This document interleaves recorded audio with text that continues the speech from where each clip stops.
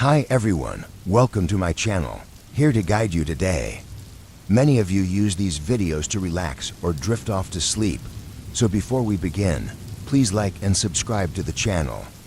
By the way, where are you watching from, and what time is it? Now, settle in, get comfy, and let's begin. Through the valleys. On moonless nights, through the valleys of the park, most rangers dismissed the stories of Cold Hollow as nothing more than local folklore wild tales that flourished in remote areas where imagination could run unchecked. But having spent enough time in these mountains, I knew better. Sometimes, even the wildest stories had a kernel of truth hidden beneath them. It was late September when everything changed.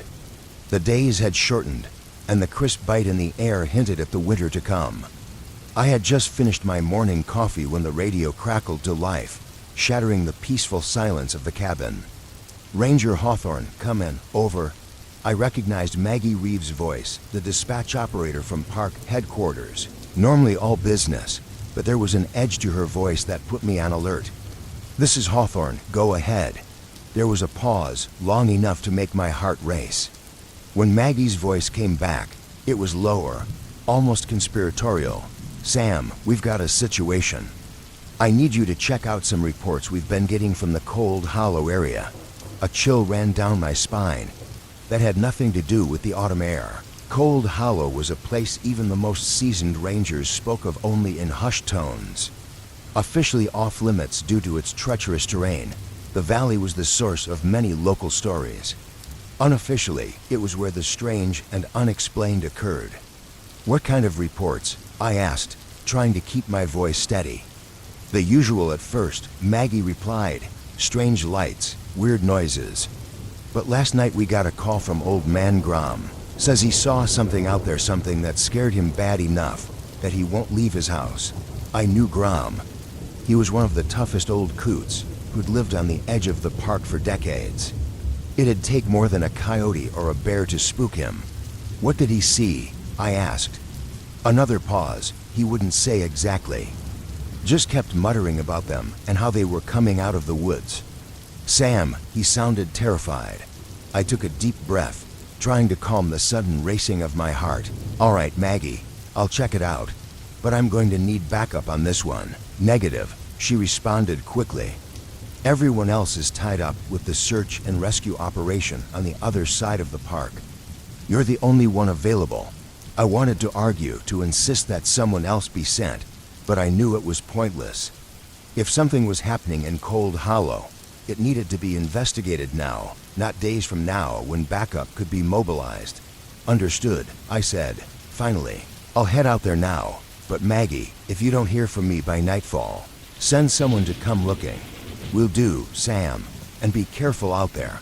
The radio went silent, leaving me alone with my thoughts, which were quickly clouded by a growing unease. I'd investigated plenty of strange reports over the years, but something about this felt different.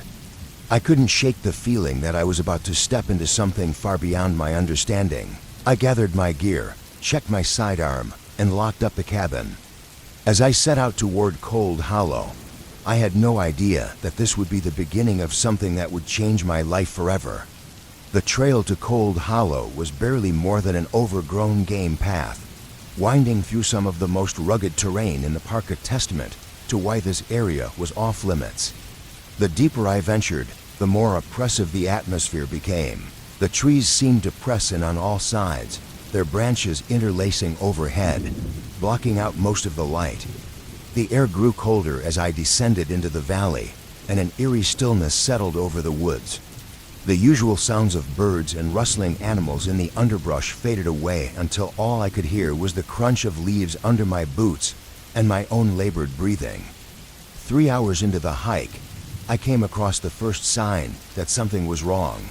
It was simple at first, a deer carcass lying just off the trail, but it wasn't the carcass that caught my attention. It was the way it had been arranged. The legs were splayed at unnatural angles, its ribcage pried open, the bones gleaming white in the dim light filtering through the canopy. But what made my stomach lurch was the strange symbols carved into the flesh. Crude, angular shapes that looked like no language I had ever seen before. A cold sense of dread washed over me. This wasn't the work of any animal I knew, nor the work of any hiker or camper. This was something else entirely. Forcing myself to look away, I continued down the trail, my hand never straying far from the holster at my hip. The deeper I went into Cold Hollow, the more oppressive the atmosphere became. The air felt thick, almost syrupy, and it carried a faint, sickly sweet odor that I couldn't quite place. It was late afternoon when I reached the heart of the valley. The trail opened up into a small clearing, and at the center stood an old cabin. It wasn't on any of our maps, which meant it likely predated the establishment of the park itself. The cabin was in a state of advanced decay. Its roof had partially collapsed, and vines crawled up its walls, as if nature was trying to reclaim it. But there was something off about it, something that made the hair on the back of my neck stand up. It took me a moment to realize what it was. There were no sounds of animals or insects around the structure. It was as if every living thing was keeping its distance from this place. It was as if every living thing was giving the cabin a wide berth. As I approached, a flicker of movement caught my eye. I froze, hand instinctively going to my sidearm. For a moment, I thought I saw a face peering out at me from one of the broken windows, pale, gaunt, its eyes glowing faintly in the dimness. But when I blinked, it was gone. "Hello," I called out, my voice sounding unnaturally loud in the silence. "This is Ranger Hawthorne. Is anyone there?" No response came from the cabin, but as my words echoed through the clearing, something else emerged. A faint whispering, coming from the woods around me. I couldn't make out any words, but the sound sent an icy chill down my spine. Swallowing hard, I forced myself to approach the cabin. The porch creaked ominously under my weight as I made my way to the door, which hung askew on its hinges. With a deep breath, I pushed it open. Inside, the cabin was a scene of chaos. Furniture lay overturned and smashed. The walls were covered with more of those strange symbols I'd seen on the deer carcass earlier, but now they were painted in what looked disturbingly like dried blood. My gaze dropped to the center of the room, and a wave of nausea hit me. A circle had been cleared in the debris. At its center lay a collection of objects, animal bones, feathers, strange carved stones, and at the center of it all, a human skull. I stumbled backward, my heart pounding. This wasn't just some vagrant camp or the hideout of a local cult. This was something far worse, something deeply unsettling. As I turned to leave, my foot caught on something. Looking down, I saw a leather-bound book, its pages yellowed with age. Without thinking, I picked it up and stuffed it into my pack. Whatever was going on here, that book might hold some answers. I was so focused on getting out of the cabin that I almost missed it, a sound so faint I thought I had imagined it. But then I heard it again, a child's laughter echoing from somewhere deep in the woods. I froze, heart pounding, a sickening realization settling over me. Whatever was happening in Cold Hollow, it was far beyond my ability to handle alone. I needed to get back to my cabin, to call for backup, and report what I had found. But as I stepped out of the cabin and into the clearing, I felt a sinking sensation in my stomach. Things had changed. The sun, which should have still been high in the sky, was nowhere to be seen. An unnatural darkness had fallen over the valley, heavy and suffocating. In that darkness, I heard movement. A lot of movement. They were out there, watching me, and somehow, I knew they weren't going to let me leave Cold Hollow without a fight. The darkness that had descended on Cold Hollow was unlike anything I had ever experienced. It felt alive, pulsing, shifting around me, as if it were closing in, suffocating the space around me. The beam of my flashlight seemed weak and ineffective against it, barely illuminating a few feet ahead. I kept moving, each step more cautious than the last, my senses on high alert. The whispering I had heard earlier had grown louder, more constant, like a chorus rising from everywhere and nowhere at once. Occasionally, I caught a word or a phrase, "Join us," "Stay forever," "One of us." Each phrase sent a new wave of terror through me. I had been walking for what felt like hours, though my watch told me it had only been minutes, when I saw a figure standing motionless on the trail ahead. The flashlight beam caught it for a brief moment, illuminating a gaunt face with sunken eyes, skin so pale it was almost translucent. "Hello," I called out, my voice shaking despite my best efforts to keep it steady. "Are you all right? Do you need help?" The figure didn't respond. It just took a step toward me, its movements jerky and unnatural, like a marionette controlled by an unskilled puppeteer. As it moved, I caught a glimpse of something in its hand, something long and wicked looking. A knife, its blade dark with what I prayed wasn't blood. I took a step back, my hand moving to my sidearm. "Stay where you are," I shouted. "I'm a park ranger." "Put down the knife and we can talk about this." The figure paused, and for a split second, I thought it might listen. But then, without warning, it lunged at me with inhuman speed. I barely had time to draw my weapon before it was upon me, the knife slashing through the air where my throat had been just a split second before. I fired a warning shot into the air, hoping the sound would scare it off, but the figure didn't flinch. It came at me again, its face twisted into a grin more terrifying than any snarl I had ever seen. In that moment, all my training, all my experience, seemed to evaporate. I was no longer a seasoned park ranger. I was prey, and I was being hunted by something that defied understanding. I turned and ran, crashing through the underbrush, heedless of the trail or my own safety. Branches whipped at my face, thorns tore at my clothes, but I barely felt them. All I knew was that I had to get away, to put as much distance between myself and that thing as possible. But no matter how fast I ran, I could hear it behind me, its footsteps unnaturally quiet, but I could feel its presence closing in on me with each passing second. Just when I thought my legs would give out, I burst into another clearing. In the center stood another cabin, similar to the one I had found earlier.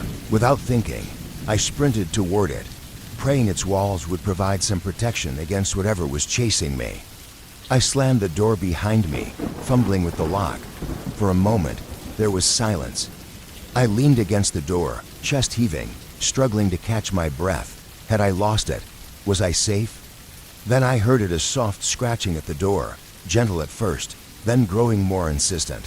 My eyes darted around the cabin, searching for anything I could use as a weapon, but the feeling of being trapped was overwhelming.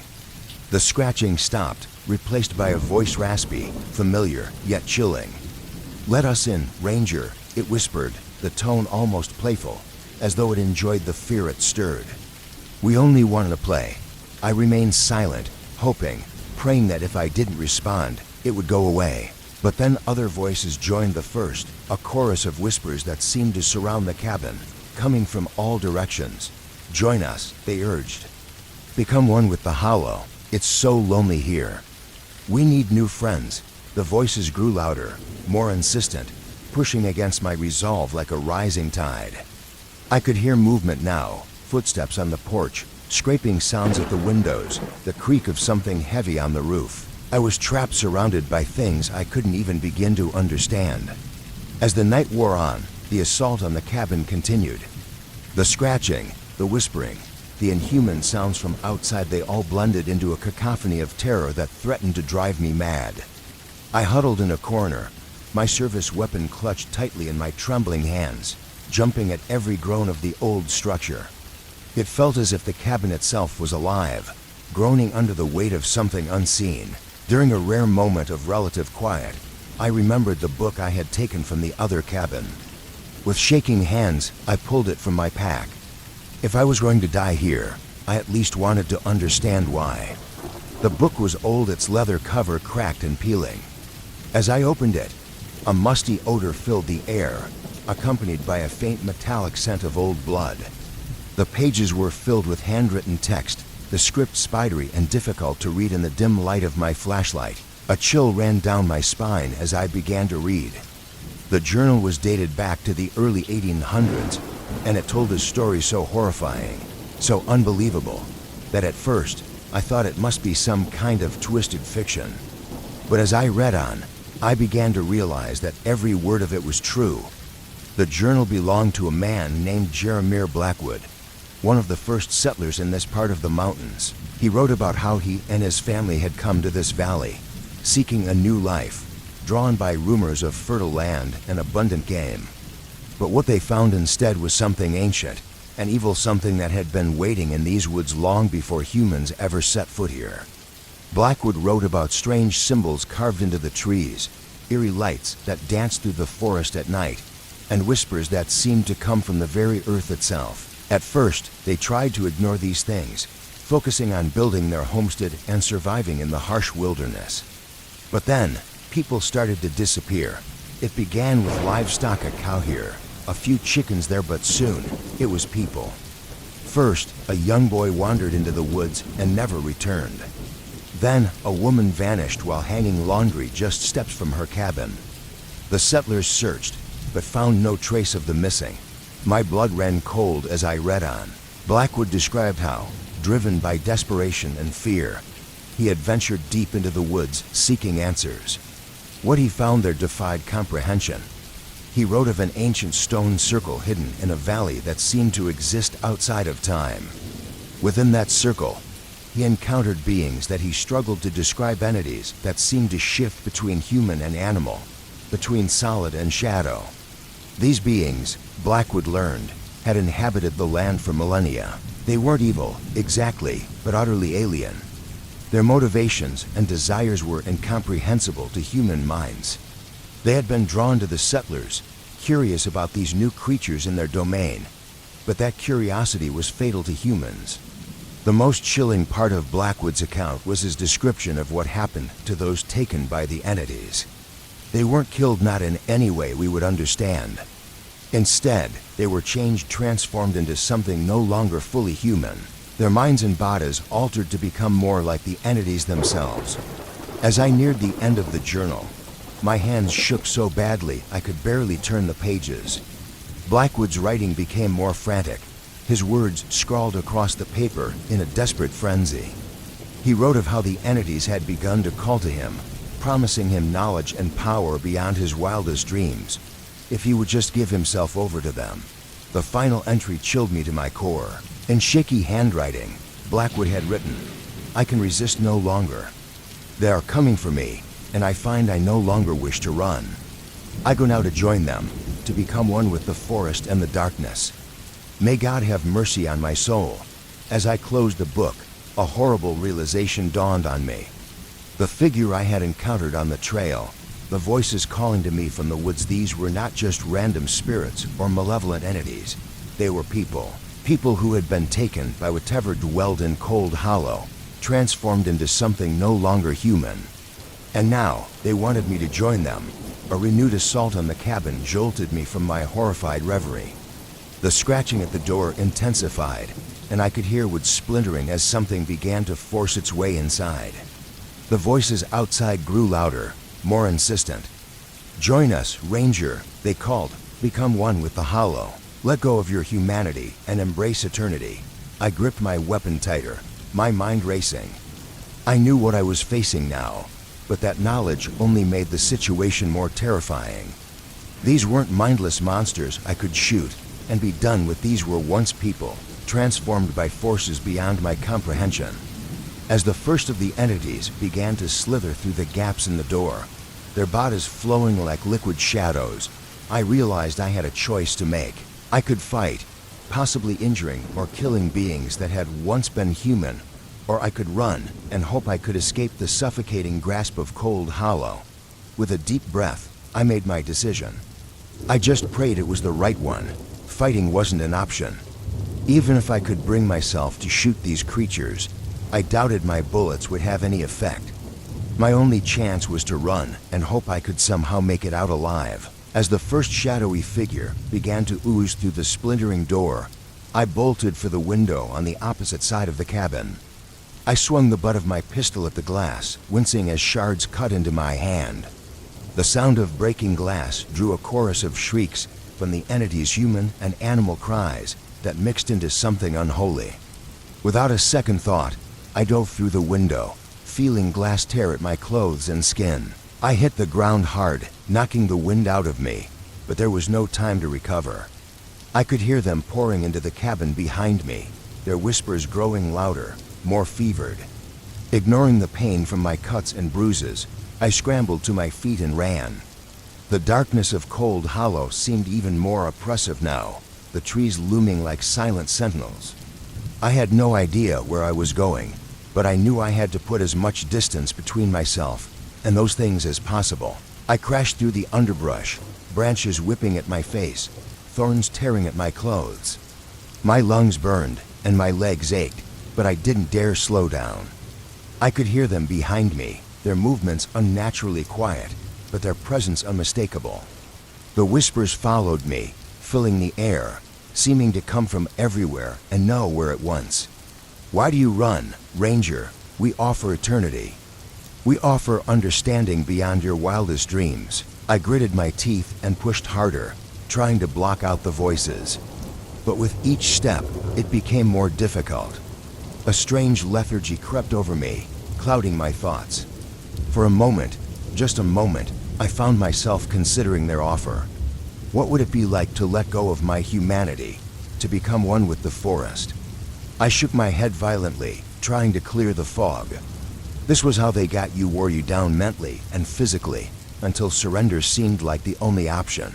Just when I thought I couldn't go on any longer, something caught my eye. Moonlight, faint but unmistakable. I realized, somehow, I had found my way to the edge of Cold Hollow. With renewed energy, I sprinted toward the light. Behind me, I heard the entities shriek in frustration. They were close, so close. But I had a feeling they couldn't follow me out of their domain. I burst out of the tree line into a moonlit clearing, gasping for breath. The oppressive atmosphere of Cold Hollow lifted immediately, like a heavy blanket being pulled away. I turned to look back and saw them, two shadowy figures standing at the edge of the woods. They made no move to follow me, but their eyes, glowing faintly in the darkness, were fixed on me with an intensity that made my skin crawl.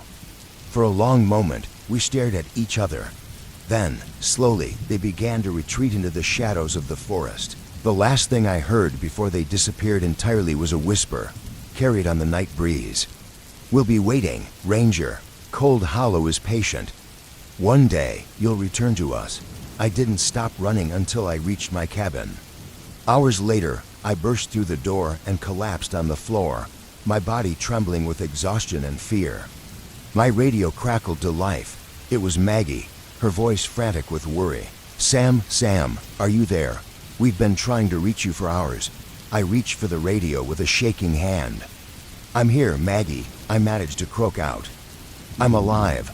But even as I said those words, I couldn't shake the feeling that a part of me was still in Cold Hollow. And deep in my gut, I knew with a certainty that chilled me to my core, this wasn't over. Not by a long shot.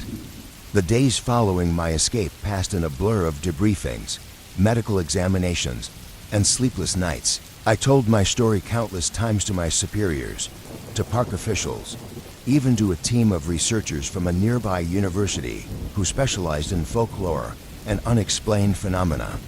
But with each retelling, I could see the doubt growing in their eyes.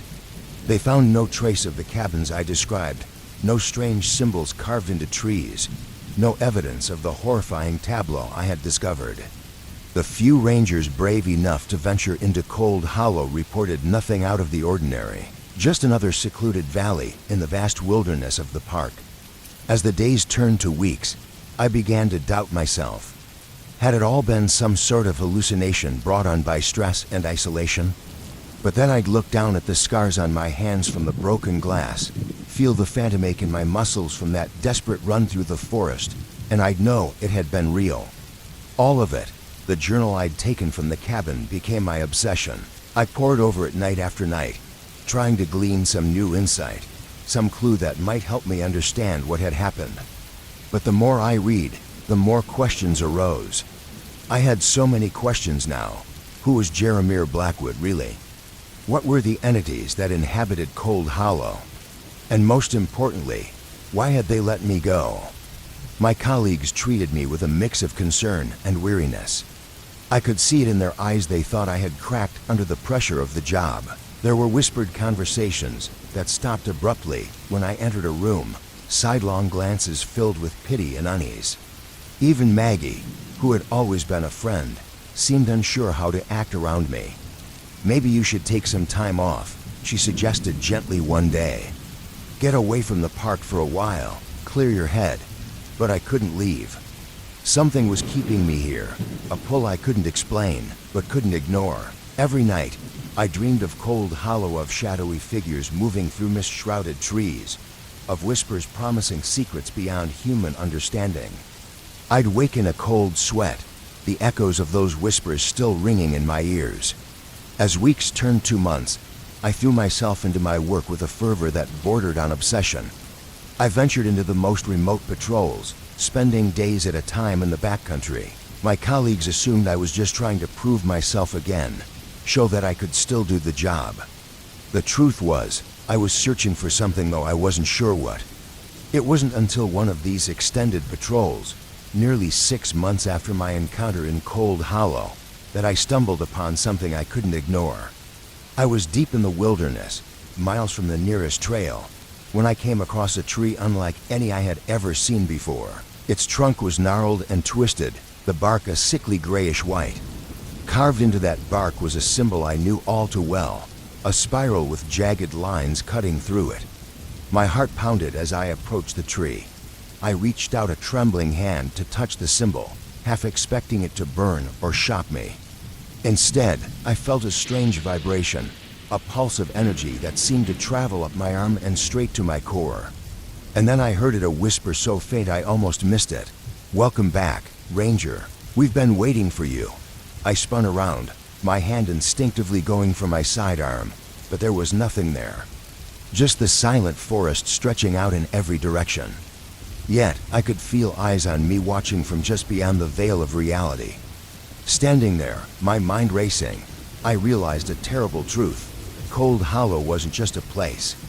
It was spreading, reaching out tendrils into the wider world, and somehow, I was connected to it. I knew then that I had a choice to make. I could run, leave the park, forget everything I had seen, and try to move on. Or I could stay, try to understand what was happening, and find a way to stop it.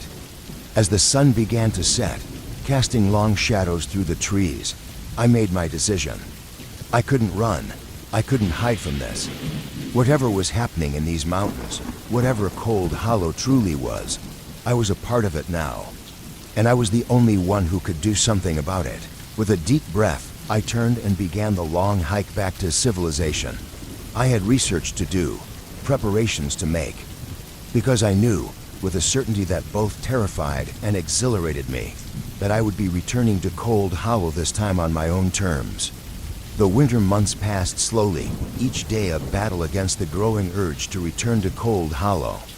I spent my time researching, digging through old records and local folklore for any mention of similar phenomena. I reached out to experts in fields ranging from archaeology to theoretical physics, always careful to frame my inquiries as purely academic. Most of what I found was useless ghost stories and campfire tales that bore little resemblance to what I had experienced. But there were nuggets of information, fragments that hinted at a deeper truth, stories of thin places where the veil between worlds was weaker. Legends of ancient beings that lived in symbiosis with the land itself. As spring began to thaw the frozen landscape, I knew I couldn't wait any longer. I had to go back. I prepared meticulously, gathering supplies and equipment that I hoped would help me navigate whatever Cold Hollow might throw at me. Cameras with infrared capabilities, EMF detectors, even a few items recommended by the more esoteric researchers. I had consulted crystals said to have protective properties, herbs used in ancient warding rituals. I told no one of my plans. As far as my colleagues knew, I was just taking a much-needed vacation. Only Maggie seemed suspicious. Her eyes narrowed as I signed out for 2 weeks of leave. "Be careful out there, Sam," she said, her voice low. "Whatever you're planning, just come back safe, okay?" I nodded, unable to meet her gaze. "I will," I promised, hoping it wasn't a lie. The hike to Cold Hollow seemed both longer and shorter than I remembered. With each step, I could feel the forest changing around me, becoming denser, more primordial. The bird song faded away, replaced by an eerie silence, broken only by the crunch of leaves under my boots. As I neared the heart of the valley, a familiar heaviness settled over me. The air grew thick, almost syrupy, and the sickly sweet odor I remembered from my first visit filled my nostrils. And then I saw it, the cabin. It stood exactly as I remembered, its weathered boards and sagging roof a stark contrast to the lush greenery surrounding it. My heart pounded as I approached, every nerve on high alert. The door creaked open at my touch, swinging inward to reveal the dim interior. Everything was as I'd left it. The overturned furniture, the strange symbols on the walls, even the circle of objects in the center of the room remained undisturbed. I set up my equipment with shaking hands, cameras in each corner, EMF detectors placed strategically around the room. Then, taking a deep breath, I stepped into the center of the circle. My heart hammering in my chest. For a long moment, nothing happened. The cabin remained eerily silent, the only sound the ragged rhythm of my own breathing. Just as doubt began to creep in, as I considered the possibility that I had made a terrible mistake, I felt a shift in the air. A change in pressure so palpable that my ears popped. Then, the symbols on the walls began to glow, faint but unmistakable. The objects in the circle, the bones, feathers, and stones, started to vibrate, lifting slightly off the floor as though held by invisible strings. And then came the whispers, a soft, unsettling chorus that seemed to rise from every corner of the room, surrounding me with a chilling familiarity. "Welcome home, Ranger," they said, their voices blending together in a low hum that reverberated through my bones. "We've been waiting for you." I steeled myself, resisting the urge to turn and flee as terror rose in my chest. "No," I thought, "I need answers." "I want answers," I said, my voice small in the vastness of the cabin, as if the room itself were swallowing my words. What do you want from me?" The whispers grew louder, more insistent, their echoes wrapping around me like tendrils. The air thickened, shimmered, as though reality itself was bending and warping around us. "We are the old ones," the voices replied. "We are the land, the sky, the trees, and the stones. We have existed here since before your kind first walked upright." As they spoke, my mind was flooded with images, glimpses of a world so ancient and alien that I could barely comprehend what I was seeing. Vast cities of impossible geometry, beings of pure energy moving through dimensions beyond human understanding. "But we are dying," the voices continued, their tone tinged with a note of desperation. "The world changes, and we cannot adapt. We need new blood, new minds to join with us, to help us survive." A clarity washed over me, as terrifying as it was oddly comforting. These entities weren't evil, they were simply other. They weren't trying to destroy humanity, they were reaching out the only way they knew how. "And me," I whispered, barely able to hear my own voice over the overwhelming chorus. "Why me?" The air pulsed again, the energy in the room intensifying. "You are special, Samuel Hawthorne," they replied. "You can bridge the gap between our world and yours. You can help us, and we can help you." As their words echoed through my mind, I felt something inside me change. It was as if a veil had been lifted, and suddenly I could see and understand things that had always been just beyond my perception. I knew now that I stood at a crossroads. I could reject their offer, try to run, and never return to Cold Hollow. Or I could accept, become something more than human, a bridge between two worlds. As the energy in the cabin reached a fever pitch, reality itself seemed to hang in the balance. I made my choice, and in that instant, everything changed. The world exploded into a kaleidoscope of sensations, colors beyond my comprehension, sounds so alien they threatened to overwhelm my senses. The very fabric of reality bent and shifted around me, and I was caught in its overwhelming beauty and terror. My consciousness stretched beyond the confines of my body. Suddenly, I could feel everything in Cold Hollow. Every tree, every rock, every living thing that called this place home. I was connected to it all, in a way that defied explanation. The old ones surrounded me. No longer the shadowy, half-formed beings I had seen before. I could now perceive their true nature, beings of pure energy, of thought, ancient beyond comprehension. They flowed around and through me, their essence mingling with mine. As the transformation took hold, memories and knowledge flooded into my mind.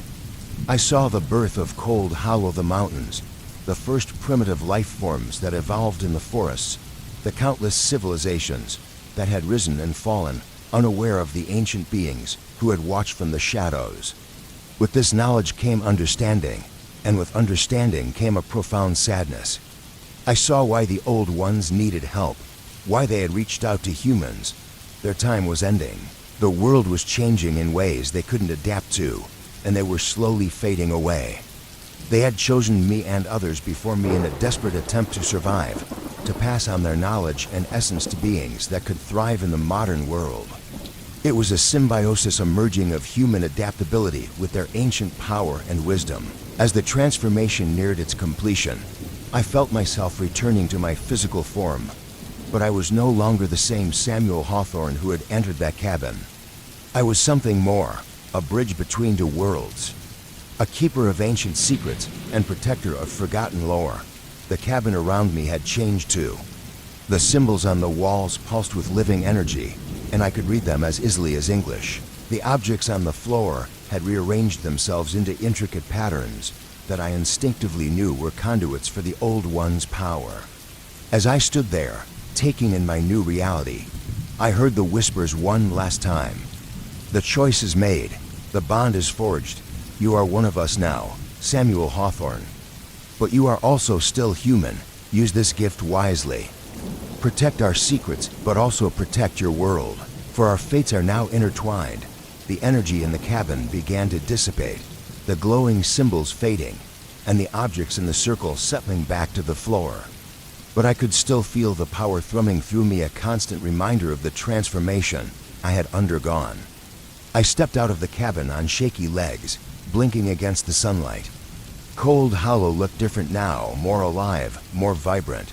I could see the currents of energy flowing through the land, feel the whispers of the trees and rocks in my bones as I made my way back toward civilization. I knew my life would never be the same. I now carried a duty not only to the Old Ones and to Cold Hollow, but also to the human world that I was still a part of. I had to find a way to balance these two realms, to use my new abilities for the good of both. The path ahead would not be easy. There would be challenges, dangers, and difficult choices to make. But as I hiked out of Cold Hollow, I felt a sense of purpose I had never known before. I was Samuel Hawthorne, Park Ranger and guardian of ancient secrets, and my story was just beginning. I was never the type to abandon society, to run from my problems. But after what happened that summer of 1987, I didn't have much of a choice. My name's Ray Morrison, and looking back now, I realize how naive I was to think that isolation could solve my problems. The mill closure hit our town hard. 300 workers, myself included, found ourselves standing in the unemployment line that June. My wife, Catherine, didn't take it well. 23 years of marriage crumbled in the span of 3 months. The constant arguments, the disappointed looks, the growing distance between us, it all became too much to bear. When I saw the ad in the newspaper for a winter caretaker position, it felt like Providence. The Cascade Mountains beckoned with their promise of solitude and purpose. The pay wasn't much, but it included lodging and utilities. More importantly, it offered escape. I remember the day I interviewed with the Hendersons, a wealthy Seattle couple who owned the property. Mrs. Henderson, a tall woman with carefully manicured nails, seemed hesitant about my qualifications. Her husband, though, saw something in my desperation that appealed to him. The isolation gets to some people, he warned, studying me over his wire-rimmed glasses. 6 months is a long time to be alone with your thoughts. I assured him I could handle it. After all, what could be worse than watching your life fall apart piece by piece? The cabin was a sturdy structure, built in the 1940s by logging companies when the area was still actively harvested. It was perched on a slope overlooking what the locals called the Hollow, a wide, mist-filled valley that seemed to swallow sound itself. It had weathered decades of harsh winters and violent storms. The orientation was brief, Mr. Henderson showed me the ancient wood stove, the emergency radio system, and the well out back. They'd recently installed solar panels, providing enough power for basic necessities. The nearest town, Pine Ridge, was 30 miles away, an hour's drive in good weather, impossible in heavy snow. Bears are your biggest concern, Mrs. Henderson explained, handing me a thick binder of instructions. Keep your garbage secured, don't leave food outside. The trails are marked, but stick to them, it's easy to get turned around up here. What they didn't mention, what nobody mentioned until it was too late, was the true nature of the hollow, the darkness that lived there, patient and hungry, waiting for someone foolish enough to believe they could handle the solitude. October arrived with a burst of color, painting the mountainside in brilliant reds and golds. I settled into a routine quickly enough. Mornings spent checking the property, afternoons chopping wood or maintaining the grounds. The evenings stretched long and quiet, filled with books I'd been meaning to read for years, and the occasional crackling message over the emergency radio. My first trip into Pine Ridge for supplies introduced me to the local attitude toward the hollow. The town was what you'd expect, a handful of streets lined with weather-beaten buildings, a general store that doubled as the post office, and a small diner serving the same menu since the 1950s. The gas station attendant, a man who introduced himself only as Wade, was the first to hint at something wrong as he filled my truck. His weathered face creased with concern. Morrison, right? The new caretaker up at the old logging cabin? When I nodded, he glanced toward the mountains. Word of advice, get yourself a good lock for that door. And whatever you hear at night, don't go investigating. I laughed it off, but his expression remained grave. I'm serious. Things happen up there. People go missing. At the general store, I got more of the same. Mrs. Reeves, the elderly owner, added extra batteries and candles to my order. You'll want light up there. Lots of it, she said firmly. When I protested, she simply insisted, trust me. I drove back to the cabin that afternoon, truck loaded with supplies, trying to dismiss their warnings as local superstition. But something about their earnestness, the way they wouldn't quite meet my eyes when talking about the hollow, left me unsettled. The first real snow came in mid-November, earlier than usual, according to the Hendersons' notes. I watched it fall from the cabin's front window, thick flakes swirling in the wind, gradually transforming the landscape into something alien and pristine. The temperature dropped sharply, and the wind picked up, howling through the valley with an almost human quality that set my teeth on edge. That night, the whispers began. That night marked the beginning of something darker. I had my first nightmare about the place. In the dream, I stood at the cabin's window, watching the snow fall, but something was wrong with the flakes. They fell too slowly, too deliberately, as if they were being controlled. As I watched, they began to form patterns in the air shapes that shouldn't exist, that hurt my eyes to look at. And in the distance, barely visible through the swirling snow, a figure stood motionless, watching the cabin. Watching me, I woke in a cold sweat. The fire in the wood stove was nearly dead, casting only weak light across the room. The dream had felt so real that I had to check the window to assure myself the snow was falling normally, and there was no figure standing in the darkness. But even after confirming I was alone, sleep eluded me. December arrived, bringing with it a different kind of cold. It wasn't just the physical chill that seeped through the cabin's walls, but something deeper, something more primitive. The first thing I noticed was the silence. One morning, as I stepped outside to bring in more firewood, I realized I couldn't hear anything. No wind in the trees, no distant bird calls, not even the usual creaking of the cabin settling. The silence was absolute, pressing against my ears like a physical force. I stood there, armload of wood forgotten, straining to hear something, anything. The hollow stretched out below me, filled with its usual mist, but it seemed different now. More aware, that's when I noticed the tracks. They appeared overnight, emerging from the tree line and circling the cabin before disappearing back into the forest. Human footprints, impossibly large and barefoot, pressed deep into the fresh snow. I followed them with my flashlight, noting how they showed no signs of hesitation or wandering. Whatever had made them knew exactly where it was going. The tracks led to the well first, then to each window of the cabin in turn, as if something had been looking in while I slept. The thought made my skin crawl. I took photographs with the Polaroid camera the Hendersons had left, documenting the size and pattern of the prints. Looking at the developed pictures only made it worse. There was something unnatural about the way they were spaced to precise. I spent the rest of the day securing the cabin's windows and doors, checking and rechecking the locks. The shotgun, which had seemed like an unnecessary precaution when I first arrived, became my constant companion. I kept it loaded and within reach at all times. That night, the silence broke. It started with footsteps in the snow, slow, deliberate steps circling the cabin. I sat in the dark, the shotgun across my knees, listening as whatever was out there made its rounds. The footsteps would stop occasionally, lingering near the windows before continuing their circuit. Around midnight, I heard something new scratching at the walls. Light at first, then more insistent. It moved from window to window, testing each one. I remained frozen in my chair, barely breathing, as the scratching continued for what felt like hours. When dawn finally came, I found long, deep gouges in the wooden siding beneath each window. They were too high up to have been made by a bear, and too regular to be random damage. Whatever had made them had been trying to get in. The next few weeks passed in a blur of paranoia and sleepless nights. The tracks appeared regularly now, always in the same pattern, from the trees to the well, then around the cabin. Sometimes they'd stop at the door, as if whatever made them had stood there for hours, waiting. I began keeping a journal, documenting everything: the tracks, the scratches, the sounds in the night. The radio became increasingly unreliable.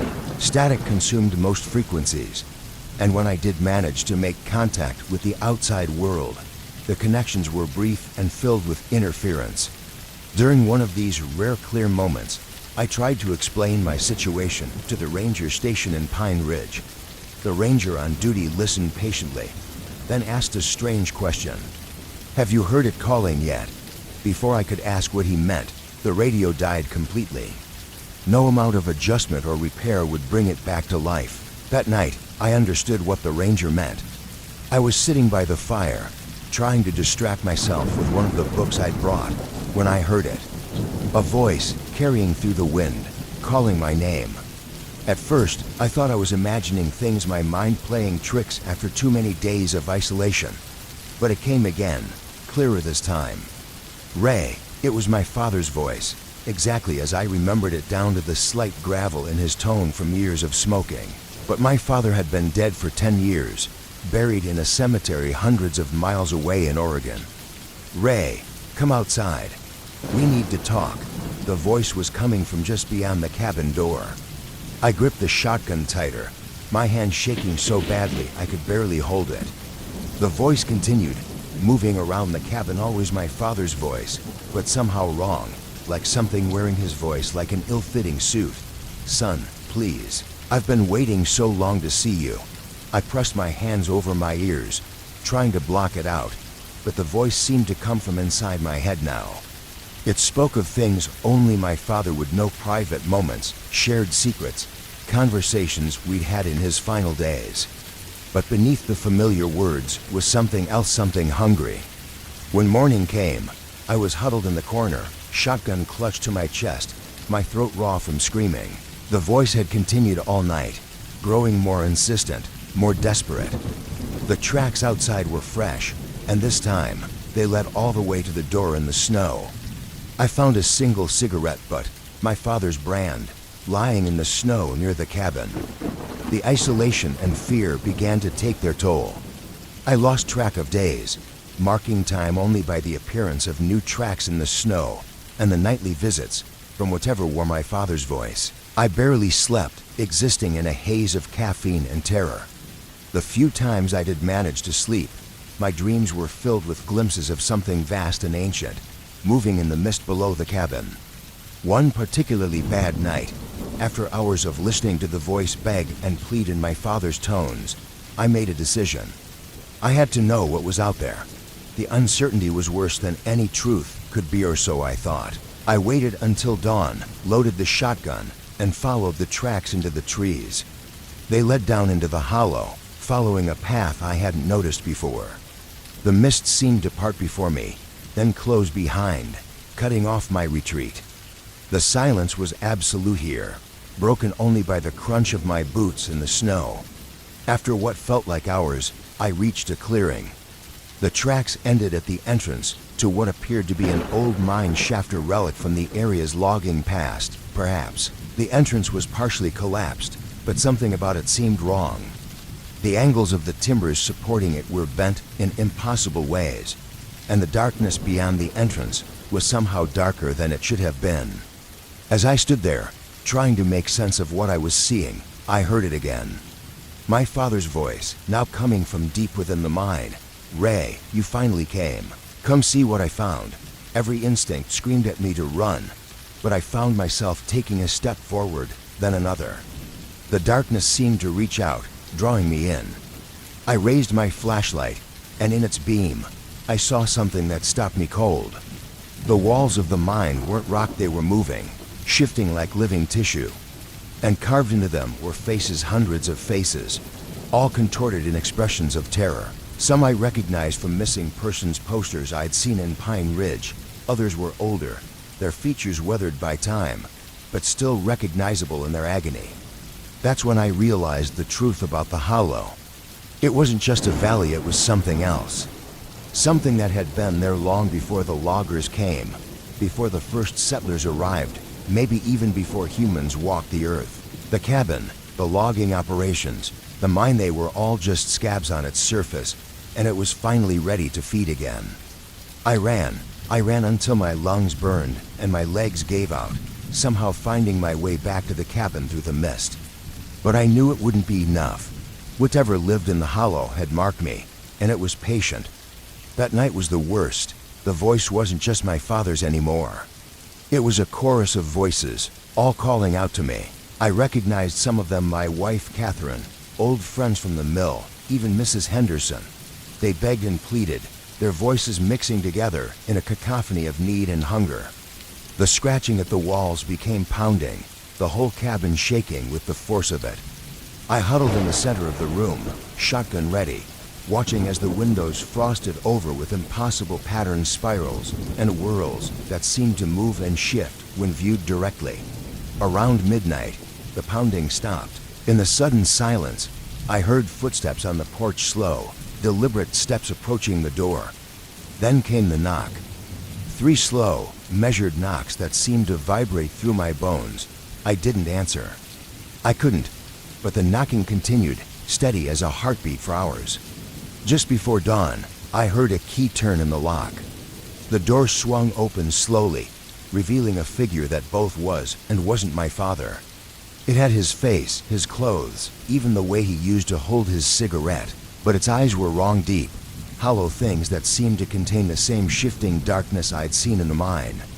"Son," it said, in my father's voice, "why did you make me wait so long?" I fired the shotgun. The blast caught the thing square in the chest, sending it stumbling backward. But instead of blood, black mist poured from the wound, and the thing began to laugh, a sound that started as my father's familiar chuckle, but degraded into something inhuman, a sound no human throat could make.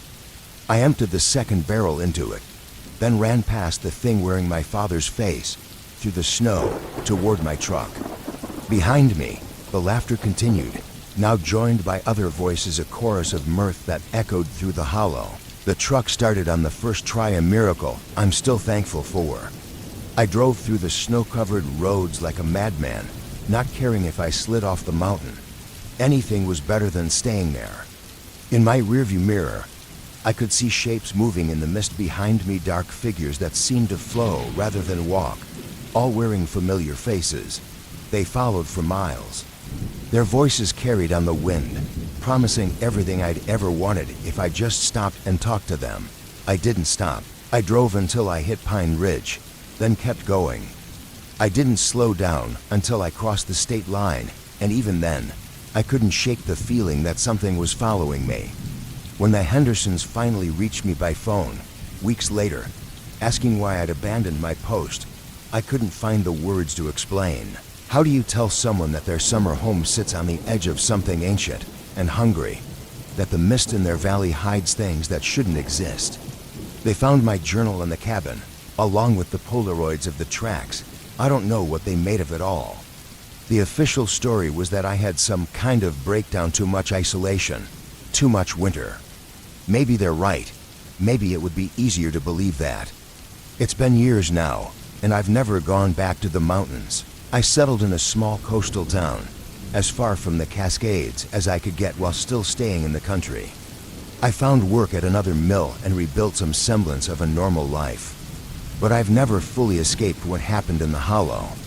Sometimes, on particularly cold nights when the fog rolls in from the ocean, I hear familiar voices calling my name.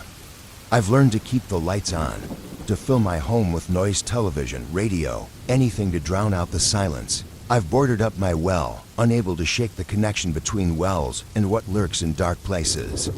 The missing persons reports from the area around Pine Ridge continue. Every few years, another caretaker vanishes from that cabin, leaving behind confused notes about tracks in the snow and voices in the night.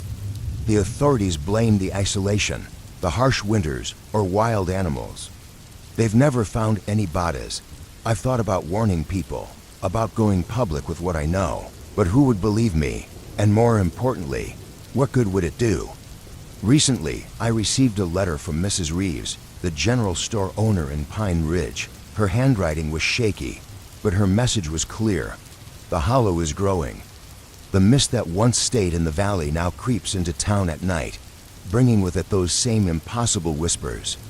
People have started disappearing from their homes, leaving behind only strange tracks in their yards, large barefoot prints that lead nowhere. She enclosed newspaper clippings. 3 hikers vanished last summer, their campsite found intact, but surrounded by those familiar tracks. A forest ranger went missing while investigating reports of strange noises near the old mine shaft. They found his radio 2 weeks later, still broadcasting, but all anyone could hear through it were voices calling his name. The part that chills me most was her description of what happened to Wade, the gas station attendant who first warned me. They found his station empty one morning, the door locked from the inside. Security cameras showed him talking to someone off-screen for hours, though there was no one else in the station. Just before dawn, he walked out into the mist, following what appeared to be his long-dead wife. Neither has been seen since. Last month, I received another package. This one came from a university professor who had been researching the area's history. She'd found my name in old police reports and tracked me down. What she discovered makes me question everything I thought I knew about the hollow. The indigenous peoples of the region had legends about the valley long before European settlers arrived. They called it the place of hungry shadows and warned that it was a thin spot, a place where the boundary between our world and something else had worn away. Their stories spoke of an ancient entity that lived in the mist, one that could wear the faces of loved ones and lure the unwary into its domain. But it was what she found in the logging company's records that truly shook me. In 1943, during the construction of the cabin, workers broke through into something they shouldn't have. The official report calls it a cave system, but the descriptions match what I saw in that mine shaft. Impossible geometries, walls that seemed to move, and faces in the rock. The company covered it up, but not before losing 12 men to whatever they'd awakened. The missing men's families reported hearing their voices calling from the mist for weeks afterward. The cabin was built as a monitoring station, not a vacation home. The early caretakers were actually there to observe and document whatever was happening in the hollow. I'm writing this now because I know it's not over. The thing in the hollow is patient, but it's also hungry, and it's growing stronger. The professor's research suggests that the disappearances are becoming more frequent, and the mist is spreading further each year. It's only a matter of time before it reaches beyond Pine Ridge, beyond the mountains. Last week, I got a call from a number I didn't recognize. When I answered, I heard my father's voice, not the twisted version from the hollow, but his real voice, exactly as I remember it from my childhood. He told me he was sorry, that he should have warned me about the shadows that follow our family. Then the line went dead. I checked the caller ID later. The call came from my old cabin number line that was disconnected years ago.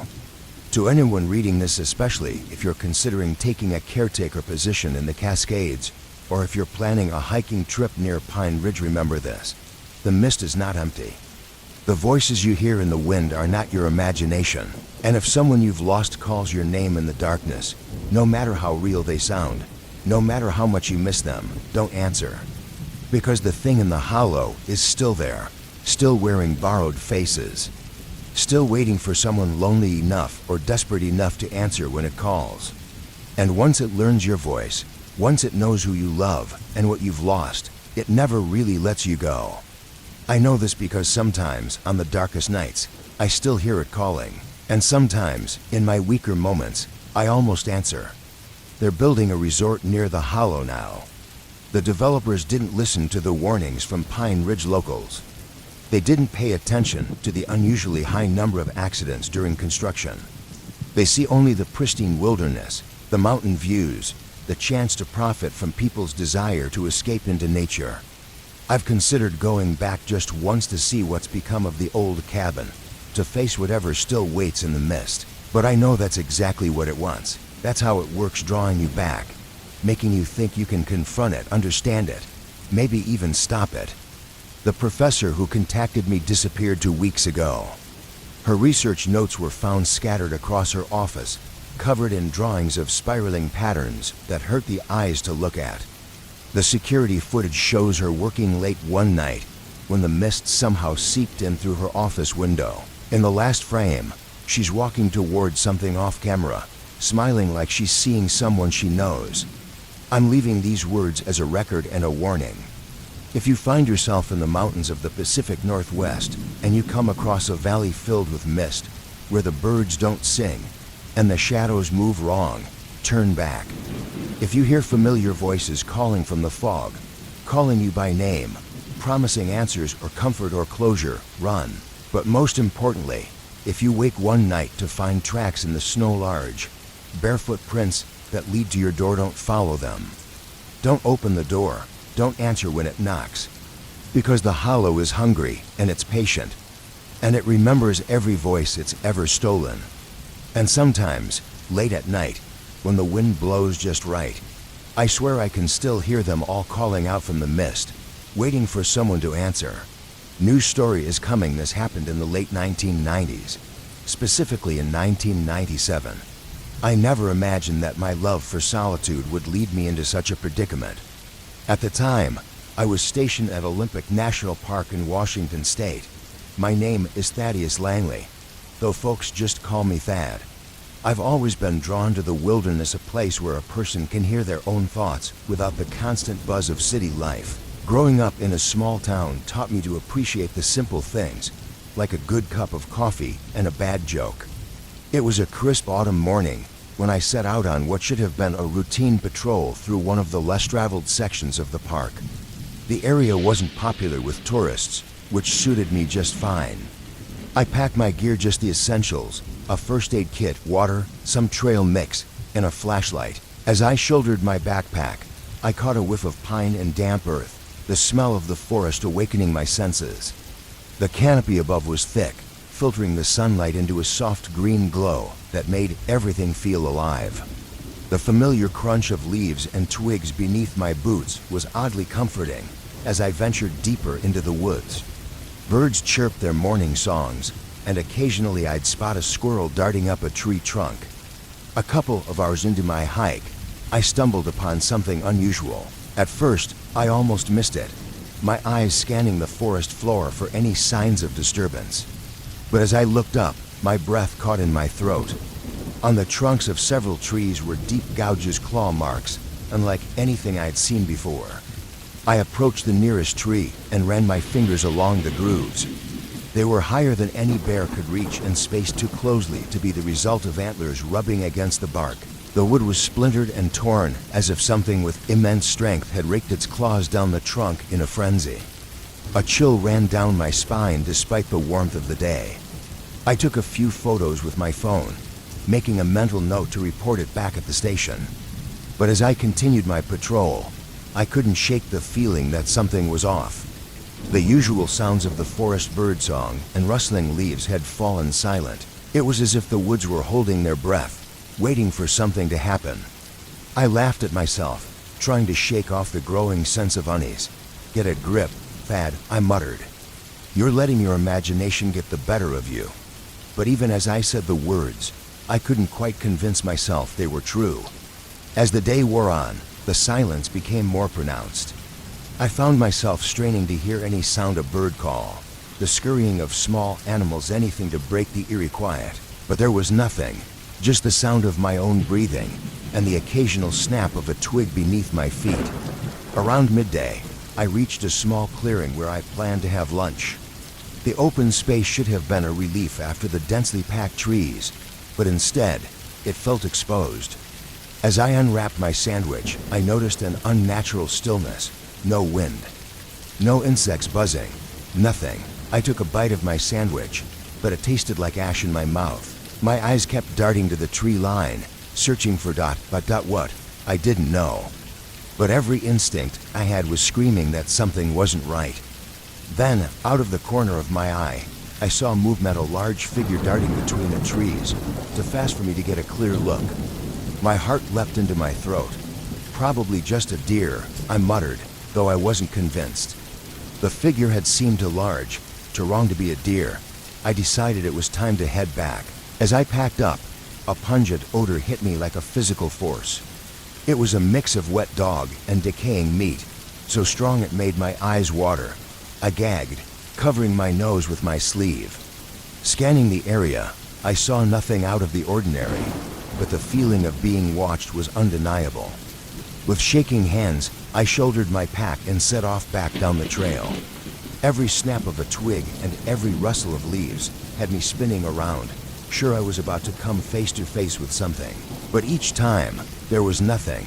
On the trail back, I found footprints in the soft ground. They were huge, unlike any animal tracks I'd ever seen before. They were elongated, with what looked like for toes ending in sharp points. I took a photo, my hands trembling as I held the phone. Whatever had made these prints was no ordinary forest creature. I pressed on, my pace quickening with each step. The forest seemed to close in around me, the trees looming overhead like silent sentinels. The light was fading now, shadows lengthening and deepening. Every shape seemed to hide a potential threat. Suddenly, a blood-curdling scream echoed through the trees. I froze, my blood turning to ice in my veins. It wasn't human, but it didn't sound entirely animal either. It was a sound of rage and hunger, of something ancient and primal. My heart pounded so hard I could feel it in my throat. I tried to pinpoint the direction of the sound, but it seemed to come from everywhere at once, reverberating off the trees. Then I saw it. A massive creature emerged from the shadows about 50 yards ahead. It stood upright, at least 8 feet tall, with matted fur the color of ash. Its limbs were long and sinewy, ending in clawed hands that looked capable of tearing through steel. Its limbs were long and sinewy, ending in clawed hands that looked capable of tearing through steel. Its head resembled that of a hyena, but grotesquely distorted jaws too large, teeth too numerous. I froze, unable to move or even breathe. The creature locked eyes with me, and for a moment, neither of us moved. Its sickly yellow eyes burned with an unsettling intelligence that sent shivers down my spine. This was no mindless beast. There was something horrifyingly human in its gaze. Then it snarled, peeling its lips back to reveal rows of jagged teeth, and it charged. Instinct took over as adrenaline surged through my body. I turned and ran as fast as I could. The trail twisted and turned, but I didn't dare look back. Behind me, branches snapped, and heavy footfalls grew louder. Its hot, rancid breath felt like it was just inches from my neck. Up ahead, I spotted a fallen tree leaning against a rocky outcrop, forming a small crevice. Without thinking, I dove into the gap, squeezing myself into the tight space. The creature thundered past, unable to stop its momentum. I pressed myself as far back into the crevice as I could, holding my breath. My heart pounded so loudly I was sure it would hear me. The sound of its movements slowed, and I heard it sniffing the air. It let out a guttural growl of frustration, a sound so primal it made the hairs on the back of my neck stand on end. Minutes stretched into what felt like hours as I remained cramped and trembling. My muscles ached, but I didn't dare move. The creature paced back and forth, its claws scraping against the rocks. It knew I was nearby. Eventually, the noises faded, and the forest fell silent once more. I strained my ears, trying to determine if it was safe to emerge. The oppressive quiet of the forest offered no answers. Summoning every ounce of courage, I cautiously crawled out of my hiding spot. Every nerve in my body was on edge. The forest seemed different now, menacing. Shadows twisted and danced at the edges of my vision, and every sound made me flinch. I grabbed a sturdy branch and held it tightly. It wasn't much of a weapon, but it was better than nothing. As I made my way back along the trail, I stumbled upon a scene that will haunt me forever. 3 hikers lay scattered across the path, their bodies torn and lifeless. Blood stained the ground, dark and rusty red. My stomach churned as I recognized one of them, Eric. He had checked in at the station that morning, eager to explore. His face was frozen in a mask of terror, his wide eyes staring at nothing. A surge of anger mixed with fear welled up inside me. These people never had a chance. Fumbling with my radio, my hands shook so badly I nearly dropped it. "This is Ranger Langley," I said, my voice barely steady. "Emergency in Sector 4. We have casualties. I need immediate backup." The reply crackled through static, the words garbled. All I managed to make out was ... coming. Stay, before the line went dead. Knowing help might be on the way, I resolved to search for survivors. As I combed through the area, trying to ignore the carnage around me, I heard a faint groan. Hope surged through me, and I rushed toward the sound. One of the hikers, a woman in her 30s, was alive barely. Deep gashes covered her torso, and her breathing was shallow. "Hang in there," I said, kneeling beside her and applying pressure to her wounds. "Help is coming."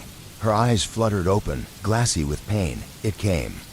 Out of nowhere, she whispered, her voice barely audible. "I know," I replied, trying to keep my tone calm. "Just stay with me. You're going to be okay." She nodded weakly before her eyes closed again. I checked her pulse, praying for some sign of life, but there was nothing. She was gone. I sat back, my hands bloodied, and felt a wave of helplessness crash over me. These people had come to the park for adventure and beauty, only to meet a horrific end. Something had to be done. Every instinct told me to flee, to put as much distance between myself and that thing as possible. But I couldn't leave, not knowing it was still out there. Gathering my resolve, I decided to lure it away from any populated areas. It wasn't a brilliant plan, but it was the only one I had. I picked up another branch and fashioned a makeshift torch, wrapping it with dry grass and striking my lighter. The flame sputtered to life, casting flickering shadows around me. "All right, ugly," I muttered, trying to psych myself up. "Let's finish this." Waving the torch above my head, I shouted at the top of my lungs. My voice echoed through the forest, shattering the eerie silence. The creature didn't take long to appear. Its glowing eyes reflected the firelight with a sinister gleam as it stepped out from the shadows. It snarled, saliva dripping from its massive jaws, and charged again. This time, I stood my ground. At the last moment, I sidestepped and swung the torch, striking it across the face. The flames caught on its fur, and it recoiled, shrieking in pain and rage. Seizing the opportunity, I ran deeper into the woods, away from the main trails. The creature followed, its roars filled with fury. I could hear it crashing through the underbrush, gaining ground.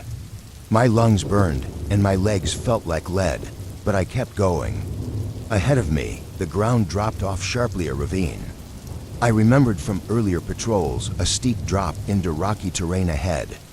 With the creature closing in, I knew I had one shot. I leapt across the gap, my body suspended in the air for what felt like an eternity.